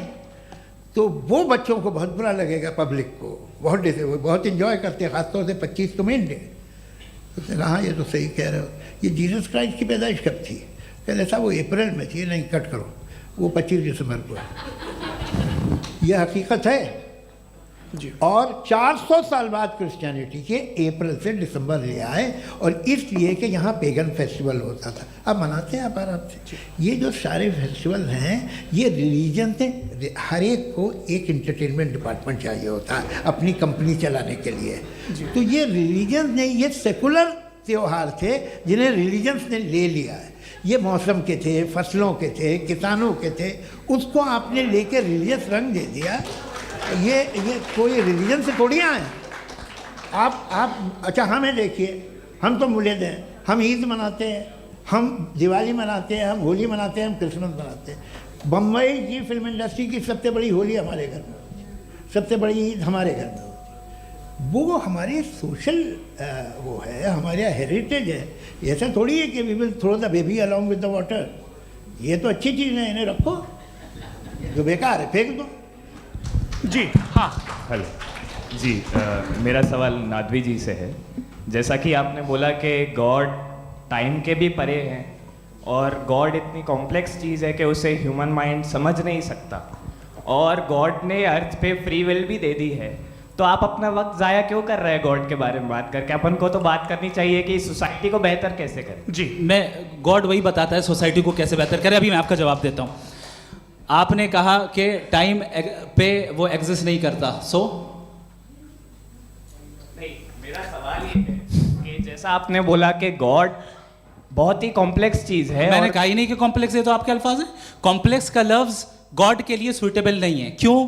क्योंकि कॉम्प्लेक्स वो चीज़ें होती हैं जो ऑब्जेक्ट हो। God is not an object जिसको आप इंस्ट्रूमेंट के जरिए लेबोरेटरी में जाके टेस्ट करें, oh it's very complex. No, वो कोई कार का इंजन नहीं है। मेरा वो सवाल कुछ और- फिलोसॉफिकली नेसेसरी बीइंग ऐसी बीइंग है जो सिंपल बीइंग है। हाँ, आप उसको मुकम्मल तौर पे उसकी तमाम हिकमतों को जान ले और हर चीज़ को जान ले, ये पॉसिबल नहीं है, क्योंकि वो ऑल वाइज है, आप ऑल वाइज नहीं है, और वो खुदा है, वो आपको सारी चीज़ें बता दे, ये ज़रूरी नहीं। मेरा सवाल ये नहीं था, मेरा सवाल ये था कि जब गॉड इतना परे है इस दुनिया से कि उसने अर्थ पे फ्री विल भी दी है, हम सब ह्यूमंस की फ्री विल है, और जो सोसाइटी में हो रहा है वो अपन लोग डिसाइड करेंगे, तो God अपन के लोग बारे डिसाइड में नहीं बात करेंगे करने ना, अपन लोग डिसाइड नहीं करेंगे। गॉड जो है, गॉड ने वो उसकी जात, उसकी एग्जिस्टेंस टाइम एंड स्पेस से परे है, लेकिन वो हमारा टेस्ट ले रहा है और उसी गॉड ने हमें बताया कि तुम्हें क्या करना है क्या नहीं करना है, तो जाहिर है उस गॉड की बात सुनेंगे ना हम। जी, वो पीछे एक चश्मा लगाए जो मैम खड़ी हैं, उनको दीजिए। हाँ, आप जी जी बिल्कुल आएंगे, है ना? देखिए मैं कोशिश कर रहा हूँ सब तरफ जाने की। हाँ, उनको दीजिए माइक जी। हेलो सर, मैं ओमनी प्रेजेंट नहीं हूँ, टाइम पाबंद हूँ, और जहाँ तक कोशिश कर सकता हूँ करूँगा। जी, अपना नाम बताइए। मेरा नाम उर्सुला है, मैं दिल्ली यूनिवर्सिटी की एक स्टूडेंट हूँ और मैं स्टूडेंट फेडरेशन ऑफ इंडिया से हूँ।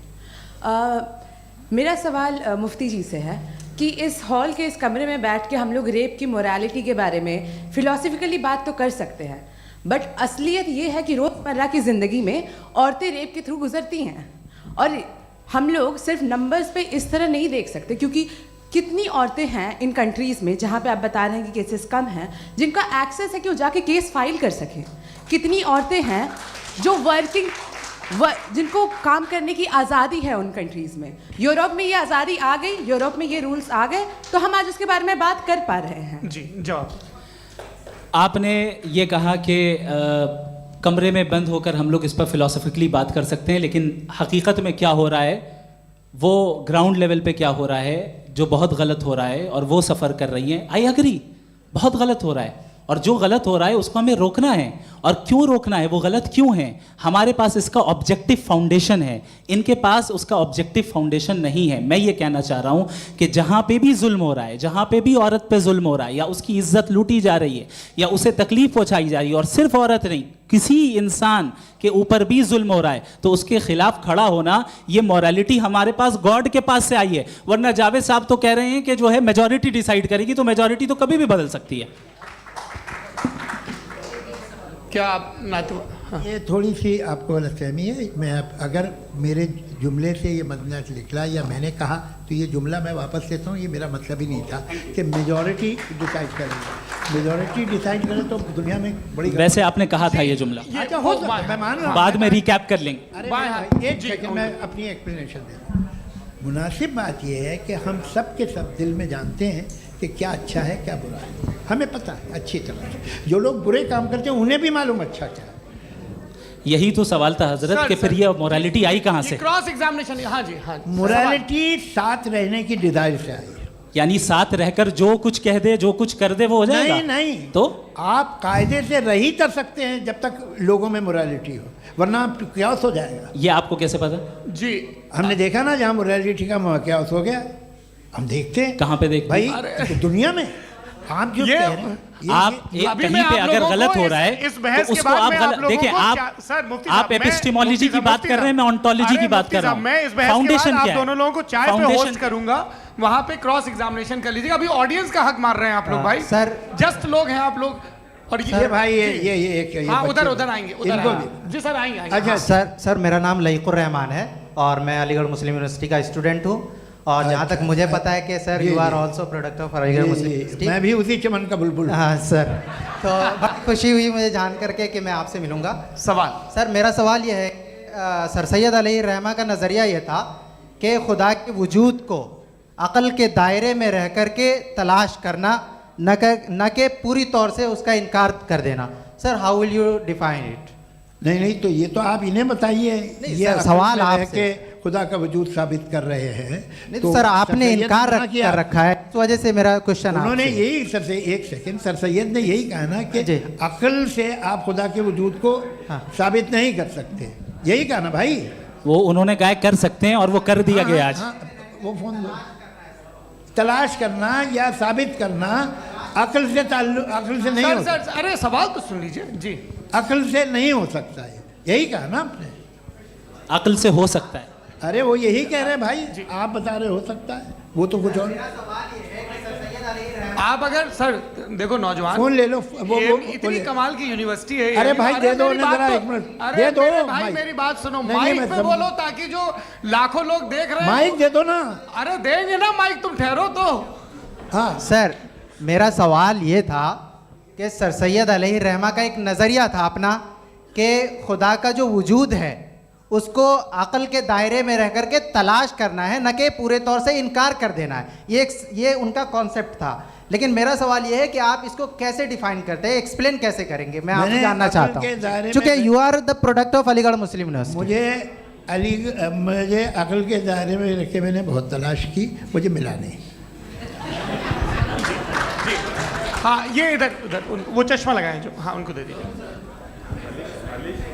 जी जी फटाफट पूछिए, बस 5 मिनट है, 5 मिनट में खत्म हो रहा है। हाँ अस्सलाम वालेकुम मुफ्ती साहब। एंड मेरा सवाल जावेद अख्तर साहब से। क्या नाम है आपका? अरे भैया सब मुझे तो पूछ रहे हो। फैज पूछिए फैज साहब। तो मेरा सवाल ये है कि अभी जो एथियस्ट है वो problem of evil argument use कर रहे हैं अगेंस्ट मुस्लिम्स, राइट? कि इस दुनिया में इतना सारा ईवल है और अगेंस्ट मुस्लिम तो यहाँ अगेंस्ट थियस्ट। हाँ थोड़ा सा करेक्ट कर लीजिए भाई, पूरी मशक्कत ही इसी बात की थी कि किसी एक मजहब पे बात ना टिके। जी, तो बेसिकली ये आर्ग्यूमेंट ऐसा है कि इस दुनिया में इतना ज़्यादा ईवल एग्जिस्ट करता है और अगर एक ऑल गुड गॉड है तो वो रोकता क्यों नहीं है? लेकिन इस सवाल में एक हिडन अजम्पशन ये है कि इस दुनिया में ईवल एग्जिस्ट करता है। अब एथियस्ट ये कैसे ऑन्टोलॉजिकली प्रूव कर सकते हैं कि इस दुनिया में ईवल एग्जिस्ट करता है? मैं आपको बताता हूँ, थोड़ा सा समझा। नहीं सर हम लोग इनको सुनिए। नहीं please don't do that. I want to explain ontologically. नहीं हम समझ गए सर, इनको अब जवाब देने दीजिए। अच्छा सवाल पूछ लो। मैं अभी तक क्या था वो मैं थोड़ा सा ऐड ऑन कर लेता हूँ। तुम गुरु, तो हम जब इसका राउंड 13 करेंगे ना तब तुमको स्टेज पे बिठाएंगे। जी तो हाँ जल्दी से। तो देखिए एथियज्म के हिसाब से सब कुछ रैंडमली बन गया है, सब कुछ एटम्स और मॉलिक्यूल्स है। एक पत्थर में और मुझ में सिर्फ इतना फर्क है कि हम लोग एटम्स और मॉलिक्यूल्स का अलग अलग रीअरेंजमेंट है। अब एक पत्थर को कोई इंसान तलवार से 2 टुकड़ों में काट दे या मुझे, according to atheism it is same. There is no evil and good according to atheism. जी अच्छा फैज साहब का सवाल ये है कि हाँ कोशिश भी करते तो इससे गलत सवाल नहीं कर पाते। एक लाइफ फॉर्म है और लाइफ फॉर्म में फीलिंग्स हैं, मतलब लाइफ फॉर्म सुनता है, देखता है, टेस्ट कर सकता है, फील कर सकता है। तो उसकी जो क्वालिटी इस बबल में आ गई हैं वो जानवर में भी है, इंसान में भी है। तो जाहिर है कि उसे कोई तकलीफ पहुंचेगी, तो चूंकि उसके पास वो सेंसिटिविटी है तो मैं करेगा। पत्थर में वो सेंसिटिविटी नहीं है। तो ये क्या सवाल हुआ कि अगर पत्थर को काटा तो पत्थर को तकलीफ नहीं होती, तो आपको काटे तो आपको क्यों तकलीफ हो? बैठ जाइए। जी हाँ अगला सवाल। हाँ पूछे जी जावेद अख्तर साहब। अरे भैया सब आप लोग मुफ्ती साहब को छोड़ रहे हैं तो मेरे ही पीछे पड़े हैं क्या? फिर चलो बोलो भाई। You asked how God can exist when children die in Gaza. हाँ? You asked how God can exist when children die in Gaza, and you also mentioned the rise of atheism in Europe. But the same events also are leading many atheists and non-believers to turn towards faith. How do you interpret this contradiction, where suffering pushes some away from God, yet brings others closer to belief? देखिए आपको एक बात बताऊं, दुनिया perfect तो कहीं भी नहीं है, हर जगह कुछ खामियां हैं। बेटा एक मिनट, मैं आप ही को कहेंगे, देखो वो तो कुछ खामियां, कमज़ोरियां, खराबियां सब जगह है। लेकिन अगर देखोगे ईमानदारी से कि दुनिया सबसे ज़्यादा महज़ब कहाँ है, एक आम शहरी को कहाँ हुकूक हासिल हैं, वो बोल सकता है, अपनी मर्ज़ी से काम कर सकता है, अपनी मर्ज़ी से राय दे सकता है, हुकूमत के ख़िलाफ़ बोल सकता है, बरसरे इक़्तिदार लोगों के बारे में बोल सकता है, सरमायादारों के ख़िलाफ़ बोल सकता है। तो आपको ये स्कैंडिनेवियन कंट्रीज़ में मिलेगा, वेस्टर्न यूरोप में मिलेगा। मैं नहीं कह रहा वो परफेक्ट है, बिल्कुल नहीं, वहाँ बहुत ख़राबियाँ भी हैं, परफेक्ट तो कोई। लेकिन जिन जिन मुल्कों में, लैटिन अमेरिका देखो, गल्फ़ देखो, वहाँ पर आपको ये ज़रूर है कि रेप नहीं होते होंगे। रेप की ज़रूरत क्या है भाई? उसको तो ख़रीद लो, घर में रखो, सड़क पर रेप करने की क्या ज़रूरत है? मगर सुनिए, मगर हकीकत ये है कि वहाँ शख्सी आज़ादी राय देने की, बोलने की नहीं है। जी, ये एक आखिरी सवाल मुफ्ती साहब से। हाँ मैम, इनको माइक दीजिए। शुक्रिया। मेरा नाम मनीषा है, मैं हरियाणा से आई हूँ। मैं मुफ्ती साहब से एक बात पूछना चाहती हूँ। आप बार बार जावेद साहब को कॉन्ट्राडिक्ट तो कर रहे हैं कि आपने ये कहा, लेकिन आप भी अजम्पशंस के बेसिस पे बात कर रहे हैं। आपने खुदा के होने का कौन सा प्रूफ पेश किया है, खुदा की एग्जिस्टेंस का? अब इस सवाल को अलग रहने दीजिए, कौन एथीस्ट है कौन नहीं है। और दूसरी बात जो आपने एक छोटी सी कही थी कि ये फ्री विल का इस्तेमाल करता है इंसान अपनी, लेकिन उस फ्री विल का इस्तेमाल में मतलब खुदा ने ये दे दी सबको ये इजाज़त कि वो कितना घिनौनापन और कितने ज़्यादा ख़राब से ख़राब तरीके इस्तेमाल कर सकता है। जवाब सुनते जी। आप फ्री विल को मानती है ना, या अब कहती है कि फ्री विल नहीं है ना? मानती है ना? तो अब आपके पास इसका कोई एक्सप्लेनेशन नहीं है कि अगर एक इंसान उस फ्री विल का इस्तेमाल करके गलत काम कर रहा है और बच के अच्छी ज़िंदगी गुजार के निकल जा रहा है, उसका कोई रिकम्पेंस नहीं है। हमारे वर्ल्ड व्यू में जो इंसान गलत काम कर रहा है उसको भी रिकम्पेंस यानी उसका बुरा बदला मिलना है, और जो सही काम कर रहा है उसको सही बदला मिलना है। लिहाजा जो फ्री विल है वो इस तरीके से है कि एक लिमिटेड टाइम तक खुदा ने मोहलत दी है। ऐसा नहीं कि छूट दे दी, जो करना है करते रहो हमेशा। वक्त आएगा जब एग्जाम का टाइम खत्म होगा तब रिजल्ट आएगा, दौराने एग्जाम जबरदस्ती आपको नहीं बताया जाएगा। अरे भाई एक सेकंड, जी एक सवाल मुफ्ती साहब से मेरा है। मुफ्ती साहब से जी एक जी, सवाल। हाँ, मुफ्ती साहब, मैम एक सेकंड रुक जाइए। आपसे फोन, आप इसके बाद पूछ आपसे लीजिएगा, माइक यही छीन रहेंगे वो। चुका। हाँ बोलिए। मैं मुफ्ती मैम, साहब एक एक ही सेकंड। सवाल करता हूँ कि अगर जो हो रहा है फ्री विल से हो रहा है और एक दिन बरोज़ क़यामत इंसाफ होगा मैशर में वगैरह वगैरह, तो दुआ क्यों मांगते हैं लोग? दुआ मांगते हैं इसके मतलब है अभी भी उसने ये डिपार्टमेंट रखा है कि मैं रोज़मर्रा की ज़िंदगी में बिल्कुल बिल्कुल ही कैन। तो तुम कैन हो, तुम मुझे नौकरी दिला देते हो, मेरे बेटे को ग्रीन कार्ड दिला देते हो, और 45,000 बच्चे मरते उन्हें रोकते नहीं हो। नहीं तो क्या आप ये कह रहे हैं कि इस दुनिया में जालिमों को कभी पकड़ ही नहीं होती है? अरे जो भी पकड़ होगी वो बच्चे रोते हैं। बिल्कुल, देखिए मैंने अपने ओपनिंग स्टेटमेंट में यही कहा था कि जनाब जावेद साहब सिर्फ इमोशनल आर्गुमेंट देंगे। This is an emotional argument. ये छोटे मोटे इसके पीछे का रीजन मैंने बताया क्या है, इसके पीछे का विजडम क्या है मैंने बताया। मंच से आप लोगों को सज्जनों इसलिए कह रहा हूं ताकि थोड़ा सा आपके कॉन्शियंस पे जोर रहे कि आपको ऑर्डर बचा के रखना है। वक्त तय हुआ था, ये वक्त पूरा हुआ, आपने इतने धैर्यपूर्वक सुना, मैं आप सबका बहुत बहुत शुक्रगुजार हूं। यदि इन दोनों विद्वानों की इच्छा होगी तो कभी हम इस बातचीत का राउंड 2, राउंड 3, यही तो देखिए खूबी है इंसान की कि बहस मुबाहसे में वो पड़ा रहता है। आप लोगों ने बड़े धैर्य का परिचय दिया, बहुत बहुत शुक्रिया। इसी के साथ ये बातचीत यहाँ पे समाप्त होती है। आप लोग को मैं एक बात बता दूं, ये सारी बहस हो गई, अब मुफ्ती साहब और बड़े मुफ्ती साहब इन साथ के साथ मैं खाना खाने वाला हूँ। अच्छा।